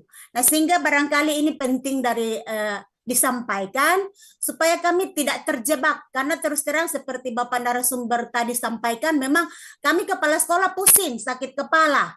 Ya, apalagi baru-baru ini kami terkejut ketika penggunaan anggaran dana BOS reguler kinerja baru-baru disampaikan bahwa dipakai untuk kegiatan peningkatan kompetensi pembelajaran mendalam dengan coding. Sementara di sekolah yang lain ya ada 1-2 sekolah yang belum tersentuh BOS kinerjanya, tetapi di sekolah lain sudah terlanjur belanja, seperti sekolah saya terlanjur belanja menambah 2 unit komputer. Kemudian kegiatan untuk penunjang pembelajaran mendalam juga alat musik, tambur. Nah, sehingga memang sangat sakit kepala. Ya, barangkali pertanyaan bagi saya ya untuk BPMP dan juga untuk kita ada presentasinya untuk pengembangan kompetensi, minimal batasnya sampai berapa. Jangan sampai kami menganggarkan begitu besar dananya, kemudian kami pada ujung-ujungnya akan diperiksa oleh BPK atau inspektorat, kemudian disuruh TGR. Nah, kemudian untuk kegiatan kegiatan Boskin, kami usul saya supaya kami kepala sekolah tidak pusing lagi. Barangkali BOS kinerja ini ditahan saja di kementerian. Kemudian nanti ketika kegiatan pengembangan kompetensi, ya langsung dipanggil sekolah-sekolah sasaran supaya kami kepala sekolah tidak pusing-pusing lagi untuk menganggarkan ini, membuat pergeseran RKS, karena terus terang saya sendiri sekarang dengan 2 kepala sekolah kewalahan mau bikin pergeseran tidak selalu gagal. Karena ya tidak tahu apakah batas pergeseran sudah selesai atau belum. Mau tunggu perubahan masih lama. Sementara harus akhir bulan Juni untuk tahap 1. Jadi barangkali itu usul saya, kalaupun diterima. Terima kasih atas perhatian dan mohon maaf apabila ada kata-kata yang menyinggung. Terima kasih.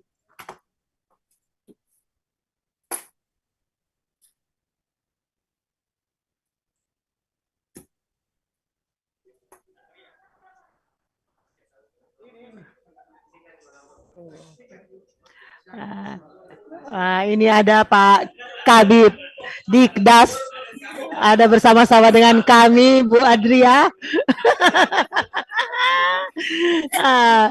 Mohon maaf Pak Kabid. Iya. Harus disampaikan. Harus disampaikan. Ya, supaya tidak menjadi beban. Ya, tidak apa-apa Bu. Selanjutnya kita lihat di layar sudah ada Ibu Wasti Martin. Silakan buka mic-nya Bu dan boleh menyampaikan dari satuan pendidikan mana Bu, silakan. Baik, terima kasih untuk kesempatan. Saya dari SMP Negeri 7 Bitung.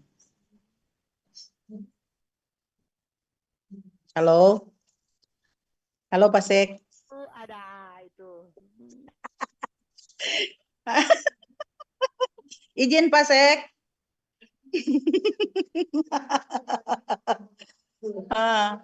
Izin Pak Sek dan para pemateri yang saya hormati, barangkali saya kurang apakah ini usulan ataukah masukan terkait dengan penganggaran Juknis BOS yang tahun 2025 secara khusus untuk penganggaran dana untuk pembayaran honor. Barangkali yang menjadi kendala di sekolah adalah ketika anggaran untuk honor yang 50% di tengah jalan lalu diturunkan menjadi 20%. Ini sesuatu hal yang kemudian di lapangan sekolah itu membutuhkan tenaga honor yang sebenarnya sudah jalan dari bulan Januari sampai dengan bulan Juni. Nah, kita sudah membayarkan honor dari Januari sampai dengan Juni dengan alokasi anggaran memang tidak mencapai 50%.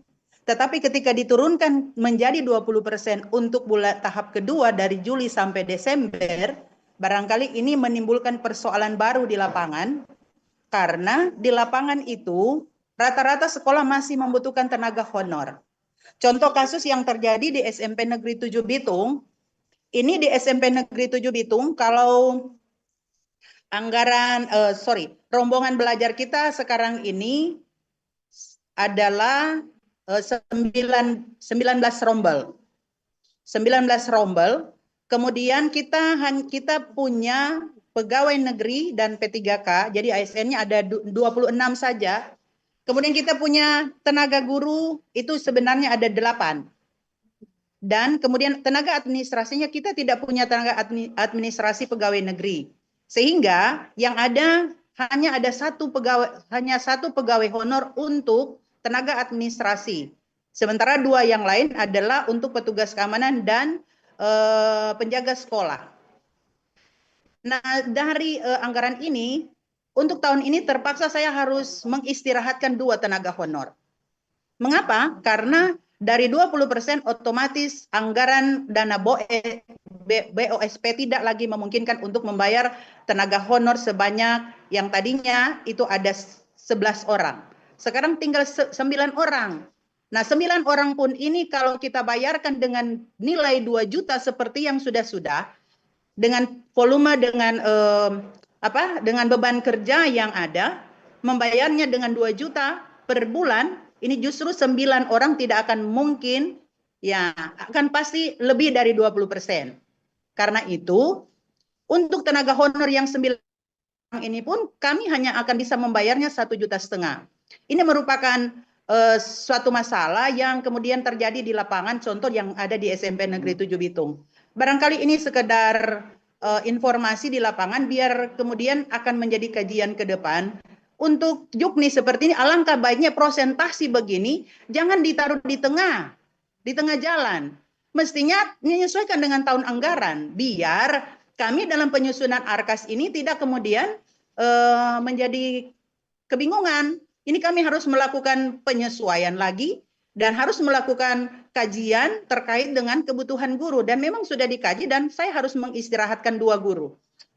Ya, semua guru sekarang harus mengajar sekitar di atas 24 jam, 30. Katen mati kita PHP.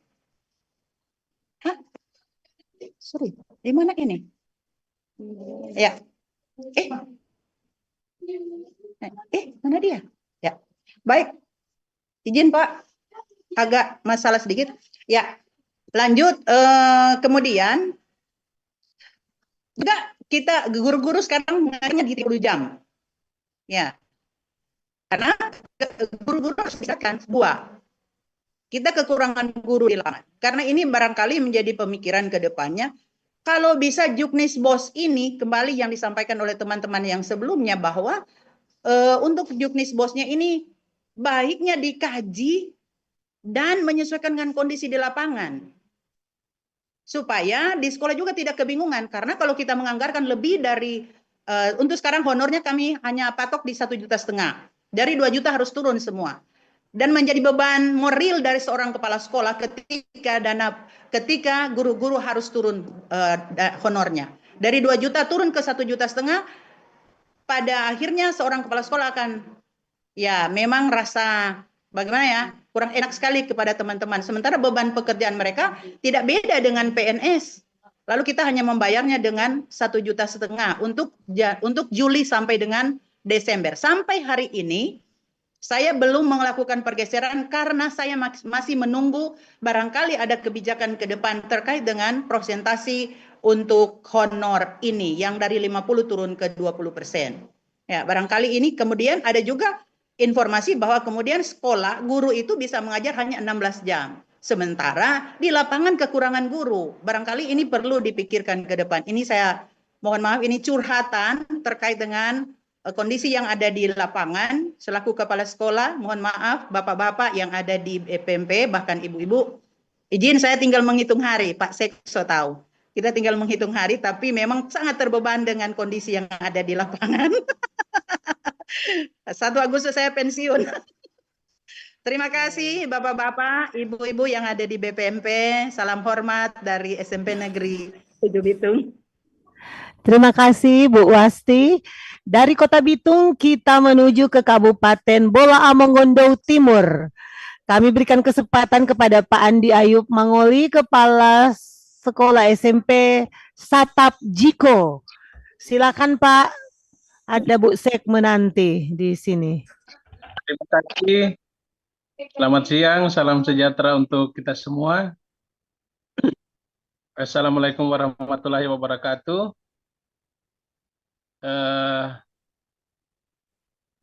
Para narasumber yang terhormat, Ibu Sek, yang berkesempatan hadir dan mendengar, saya sedikit meminta penjelasan serta penegasan terkait dengan penggunaan dana BOS reguler yang dimana sesuai dengan Permendikdasmen nomor 8 tahun 2025 itu dalam hal pemeliharaan sarana dan prasarana itu dianggarkan maksimal 20%, ya. Dan yang ingin saya tanyakan buat semua narasumber bahkan pihak yang terkait itu sehubungan dengan keadaan dan situasi yang ada di SMP Satap Jiko, saya mau menyampaikan bahwa apakah penggunaan dana ini terkait dengan sarana dan prasarana maksimal 20% itu secara luas dapat digunakan misalnya kalau ada meja kursi yang sudah rusak, ya, dan itu ternyata sangat-sangat kami butuhkan, karena memang sebagaimana juga kita ketahui dengan efisiensi anggaran, kemudian pemerintah daerah dan dinas terkait, dinas pendidikan mungkin ada pengurangan juga dana dalam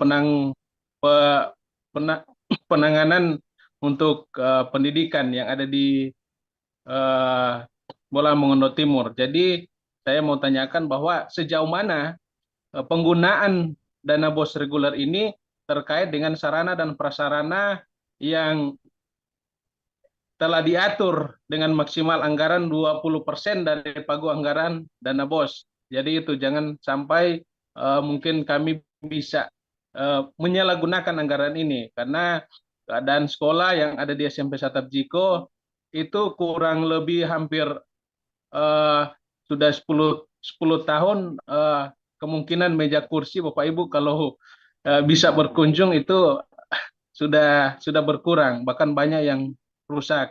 Jadi ini yang kemudian sehingga kalaupun itu ditegaskan dan dijelaskan lebih detail, sehingga kami boleh misalnya dianggarkan tahun ini bisa perlahan-lahan ke depan untuk dapat melengkapi semua kebutuhan terkait sarana dan prasarana. Jadi mungkin itu dari kami mewakili SMP Satap Jiko terkait dengan penggunaan dana BOS. Ya, dikembalikan.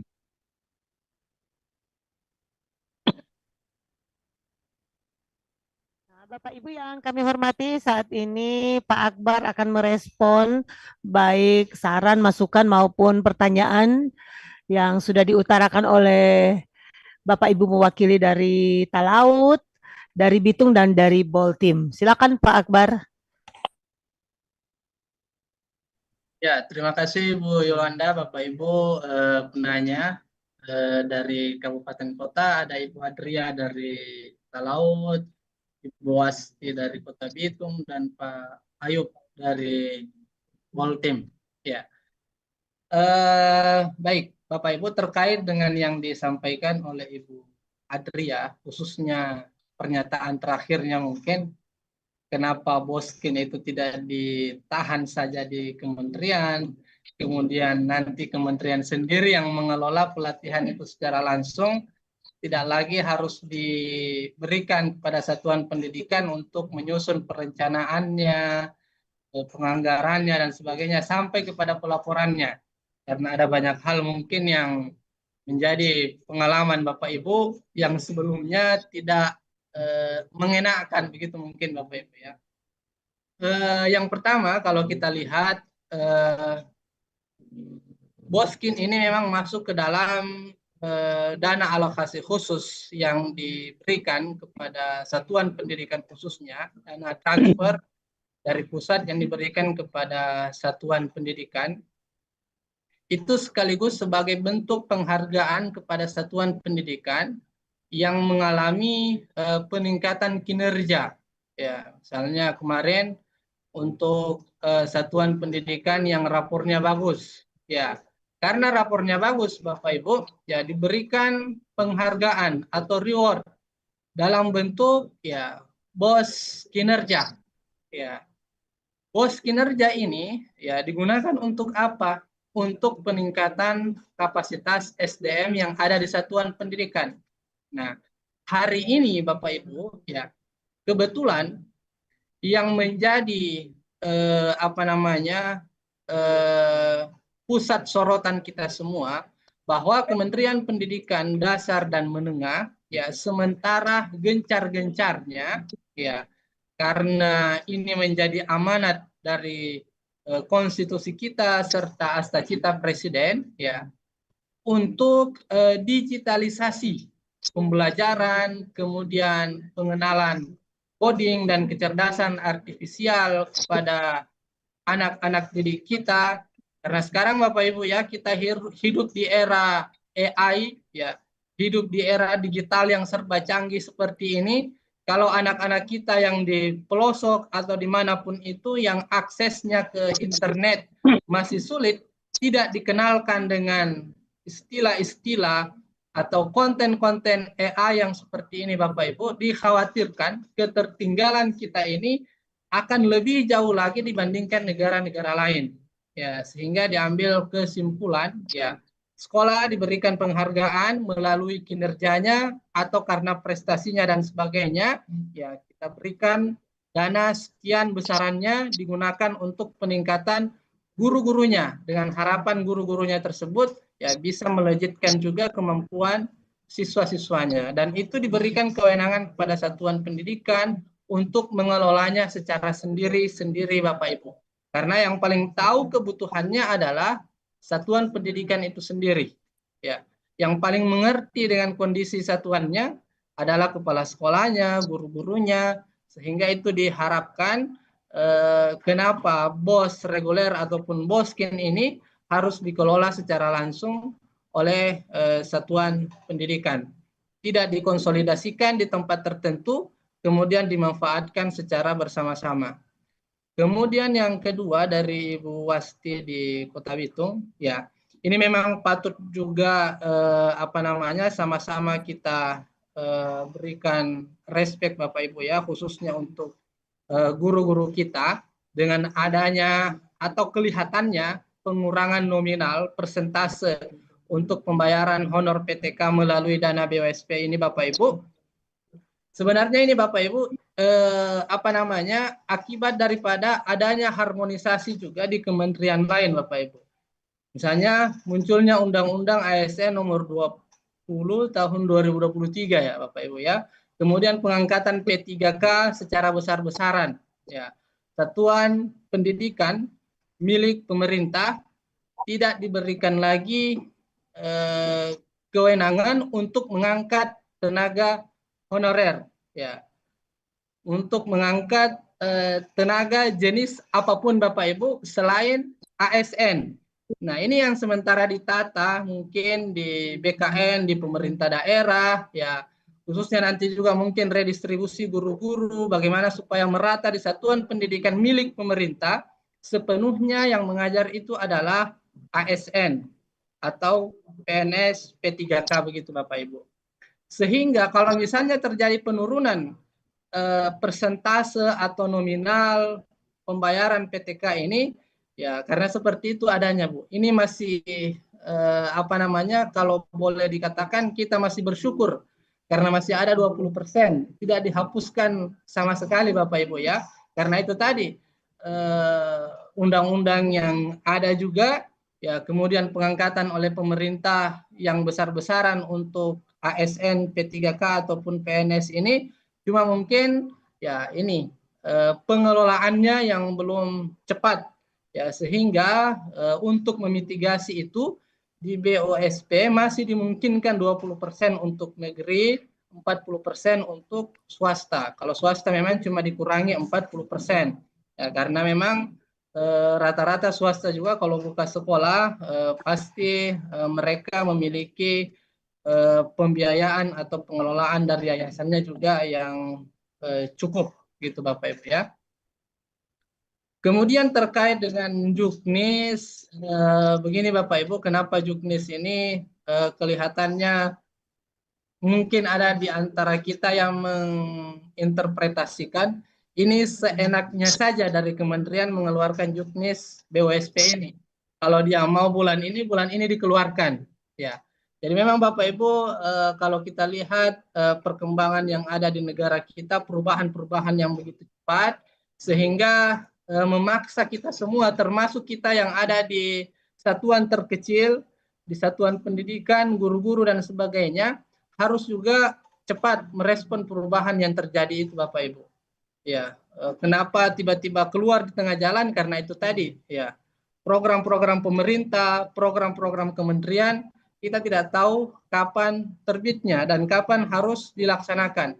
Ketika sudah keluar undang-undangnya, ketika keluar peraturannya, itu langsung harus dilaksanakan. Karena kalau kita lihat itu di bunyi undang-undang Bapak Ibu, undang-undang ini berlaku sejak tanggal ditetapkannya. Nah itu yang yang harus kita pahami bersama mungkin Bapak Ibu ya.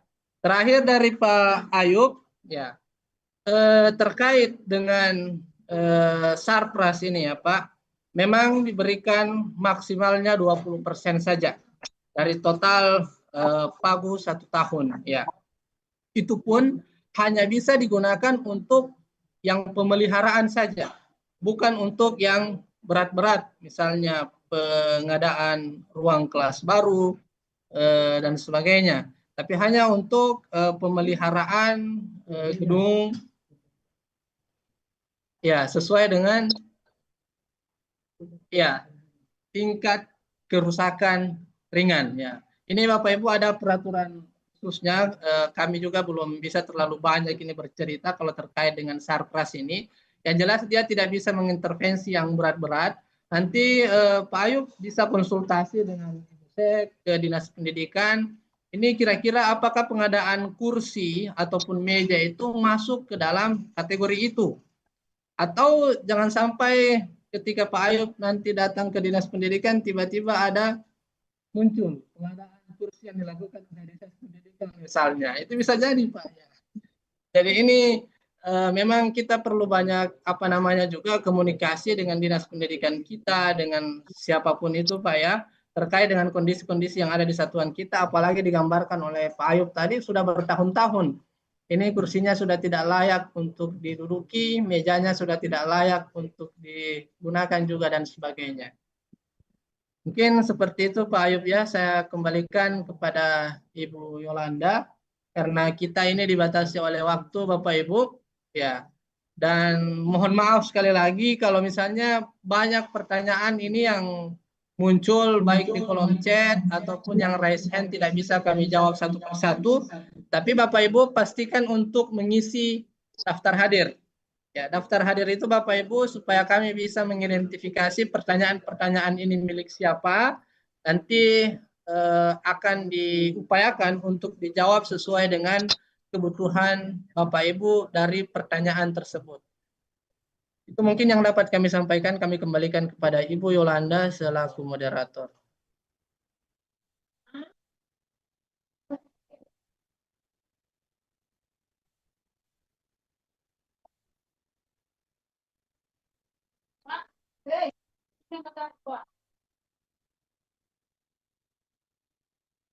Yang daripada yang harus membadaikan. Gimana?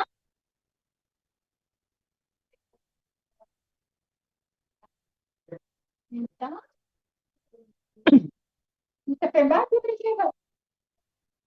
Baru itu, anu kesehatannya.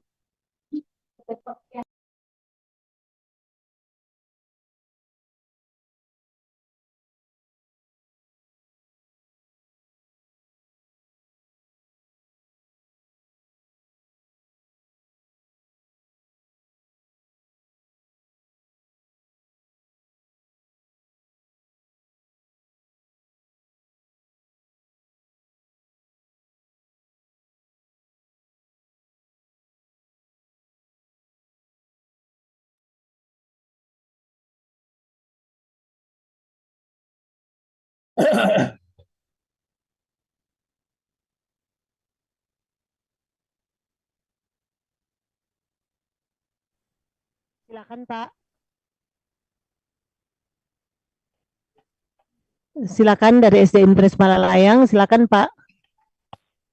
Terima kasih atas kesempatan yang telah diberikan. Kenalkan, nama saya Boy Pele Alu, guru dari Impres Malalayang, jabatan sebagai juga tambahan jadi bendahara BOS yang diangkat baru-baru ini di tahun 2025. Terima kasih mendengar pemaparan dari bapak-bapak dari dan ibu-ibu dari BPMT. Memang saya sudah membaca juknis yang terbaru dan sebenarnya untuk melihat pandangan ke depan untuk pengelolaan BOSP ini terkait dengan pembelajaran coding dan AI. Saya setuju dengan bapak ibu di BPMT bahwa anak-anak kita harus mendasari dan mengetahui tentang teknik-teknik untuk coding dan juga AI. Dan saya berpikir sebagai guru muda yang ada di sekolah ini, khususnya di Kota Manado, sampai sekarang saya belum ada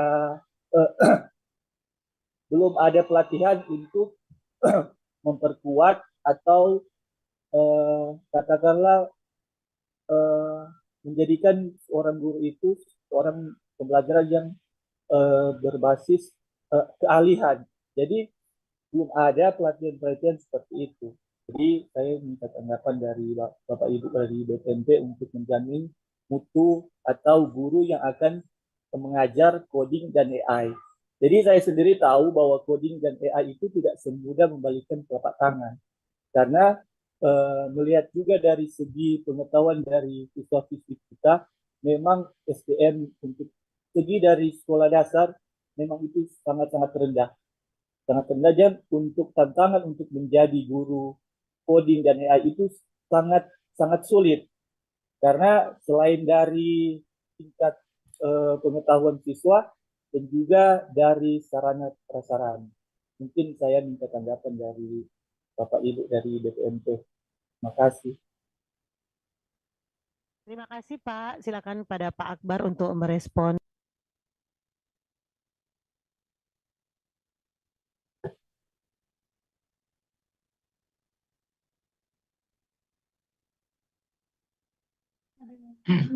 Ya, terima kasih. Dengan Bapak siapa saya berbicara, Pak? Bapak Boy, Bapak Boy. Bapak Boy. Ya. Baik. Terkait dengan pelatihan-pelatihan ini, Pak ya. Jadi memang kalau yang sering kami dapatkan informasinya Bapak Ibu, pada akhirnya memang semua guru di seluruh Bapak Ibu itu harus mendapatkan informasi tentang PM KKA, pembelajaran mendalam, diklat coding dan kecerdasan artifisial. Tapi memang di awal-awal ini Bapak Ibu untuk pelaksanaan itu tidak bisa dilakukan sekaligus menjangkau semua guru yang ada di Indonesia Bapak Ibu. Ya. Tahun pertama ini Bapak Ibu di 2025 ini kita menggunakan dana posting dulu. Ya. Untuk memberikan peningkatan kapasitas melalui PM dan KKA kepada guru-guru kita. Ya.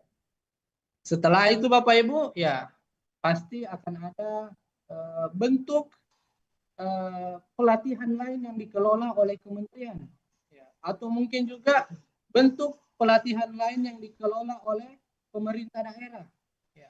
Semuanya mengarah kepada diklat PM dan KKA.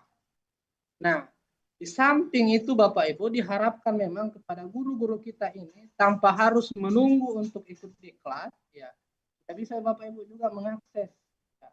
Ada begitu banyak diklat-diklat yang free atau informasi-informasi yang bisa kita dapatkan secara gratisan. Apakah yang dilakukan oleh kelompok-kelompok atau komunitas-komunitas pembelajaran itu misalnya Bapak Ibu. Ya, di YouTube itu banyak saya lihat Bapak Ibu ya. Yang tidak berbayar ya. Nah, ini Bapak Ibu untuk satuan pendidikan yang mungkin tidak mendapatkan kesempatan untuk mengikuti diklat PM KKA menggunakan dana boskin ini. Tapi kami sampaikan tadi Bapak Ibu, jangan juga berpangku tangan.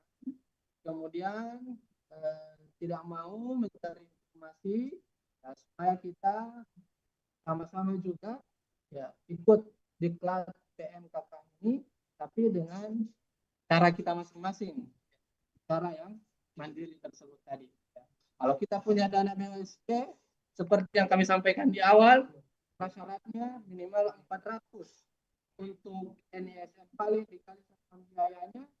Ya, dan kalau sekolah sudah memenuhi semua kebutuhan dasarnya dan itu mau dilaksanakan, silakan. Sekali lagi tidak ada paksaan bagi sekolah penerima dana BWSP untuk melaksanakan diklat PMKK ini berdasarkan juknis yang ada. Saya mungkin Pak ya, terima kasih Pak Boy, pokoknya Pak Boy semangat ya. Bagaimanapun caranya Pak Boy jangan ketinggalan. Ini silakan diakses. Kalau BPMP pun nantinya akan melaksanakan lupa, pasti itu akan diinformasikan. Memang sekarang ini tahun-tahun pengenalan dimungkinkan hanya. Terima kasih.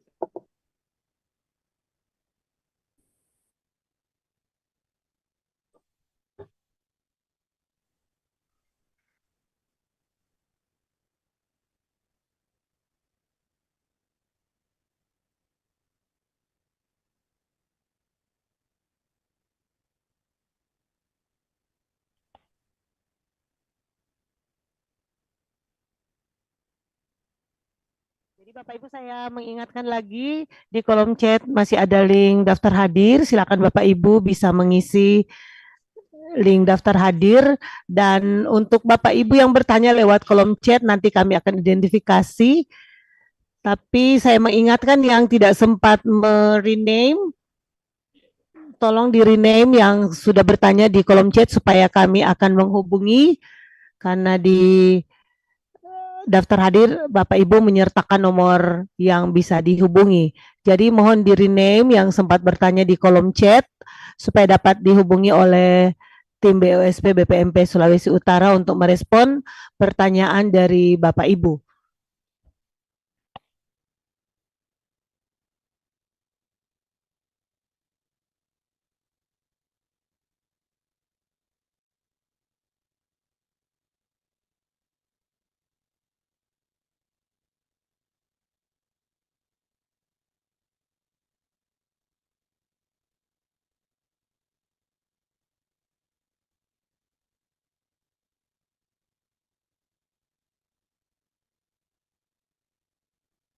Jadi Bapak Ibu tadi sudah mengikuti materi dari Pak Firman terkait raport pendidikan. Jadi di sana kita sudah melihat banyak satuan pendidikan di Provinsi Sulawesi Utara yang belum mengakses. Jadi mohon Bapak Ibu kalau satuan pendidikannya baik TK, SD, SMP, SMA, SMK, dan SLB, silakan Bapak Ibu mengunjungi raport pendidikan sekolah masing-masing biar makin lama target kita untuk Provinsi Sulawesi Utara bisa capai 100% untuk akses raport pendidikan.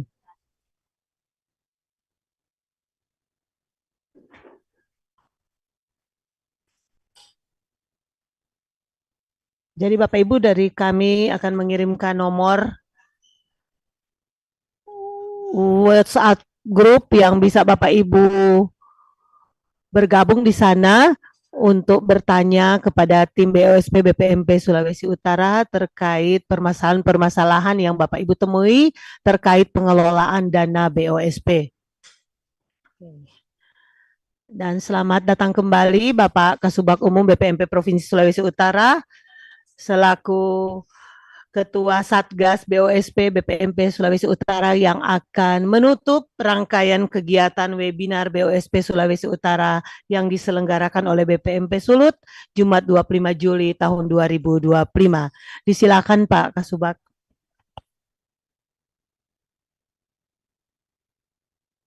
Oke, terima kasih Bu Yola. Apa suara saya terdengar? Jelas? Jelas Pak, silakan lanjut. Baik, terima kasih. Bismillahirrahmanirrahim. Assalamualaikum warahmatullahi wabarakatuh. Selamat siang.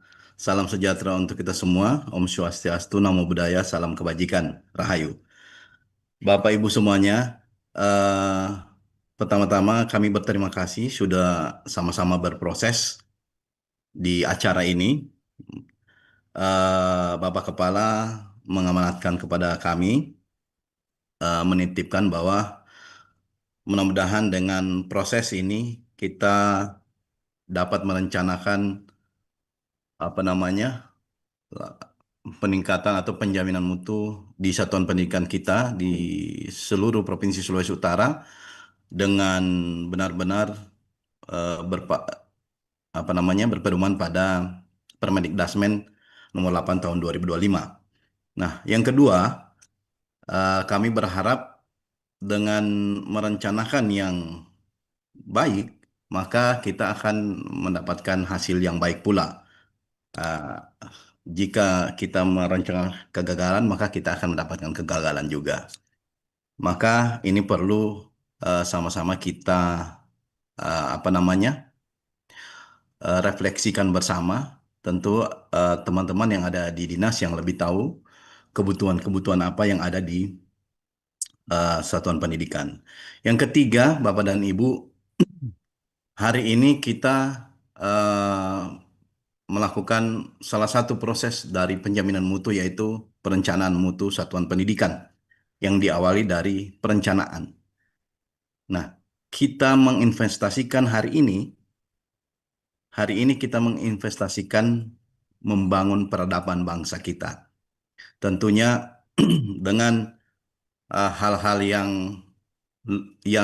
kita kerjakan dengan hal-hal yang luar biasa akan menghasilkan hal-hal yang luar biasa juga. Tidak mungkin dengan kerja-kerja yang biasa kita akan menghasilkan yang luar biasa. Itu sangat tidak mungkin. Maka dengan mengharapkan hal yang luar biasa, maka pekerjaan kita pun perlu motivasi yang luar biasa. Yang keempat, Bapak dan Ibu, kami tegaskan kembali dari Satgas BOSP Pusat bahwa bos reguler itu tidak diwajibkan untuk PM pembelajaran mendalam dan KKA atau coding dan kecerdasan artifisial. Tidak diwajibkan. Ingat sekali lagi, tidak diwajibkan. Yang diwajibkan adalah bos kinerja. Nah, maka yang sudah disampaikan oleh narasumber-narasumber kita tadi perlu segera didalami oleh teman-teman di satuan pendidikan agar merencanakan sesuai dengan apa yang dibutuhkan, sesuai dengan urgensi di rapor pendidikan kita. Tentu ini perlu proses yang panjang, tapi kami harap kami BPMP Sulawesi Utara bersama Dinas Pendidikan dan juga Bapak dan Ibu di Satuan Pendidikan sama-sama memberikan masukan yang berarti agar supaya penjaminan mutu atau peningkatan mutu yang di Satuan Pendidikan bisa tercapai di hari ini dan 20 tahun yang akan datang, karena kita menginvestasikan peradaban bangsa kita untuk menuju Indonesia Emas 2045. Saya kira itu teman-teman sekalian. Mohon maaf apabila ada salah-salah kata dan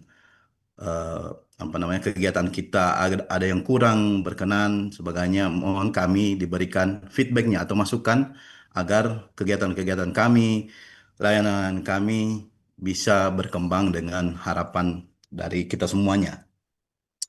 Sekali lagi terima kasih. Mudah-mudahan apa yang kita cita-citakan berhasil di kemudian hari nanti. Semoga Indonesia lebih cerah di masa depan nanti dari Sulawesi Utara untuk Indonesia yang lebih baik. Terima kasih. Assalamualaikum warahmatullahi wabarakatuh. Selamat siang, salam sejahtera untuk kita semua. Saya kembalikan ke moderator. Terima kasih.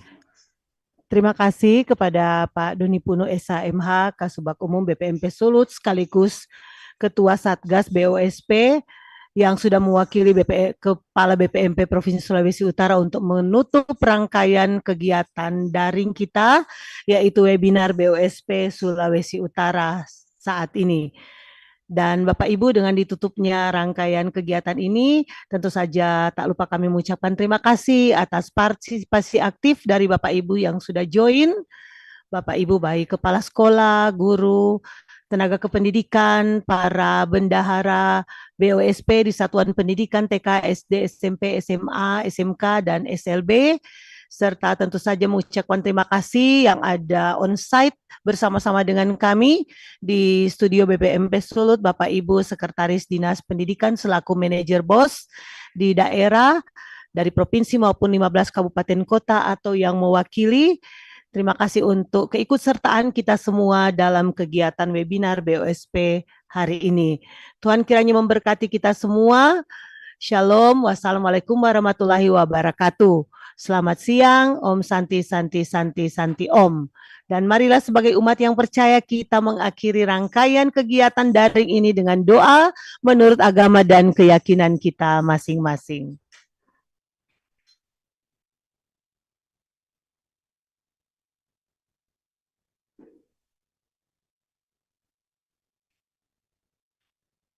Doa selesai. Terima kasih Bapak Ibu, marilah kita semua tetap berkolaborasi untuk mewujudkan pendidikan bermutu untuk semua.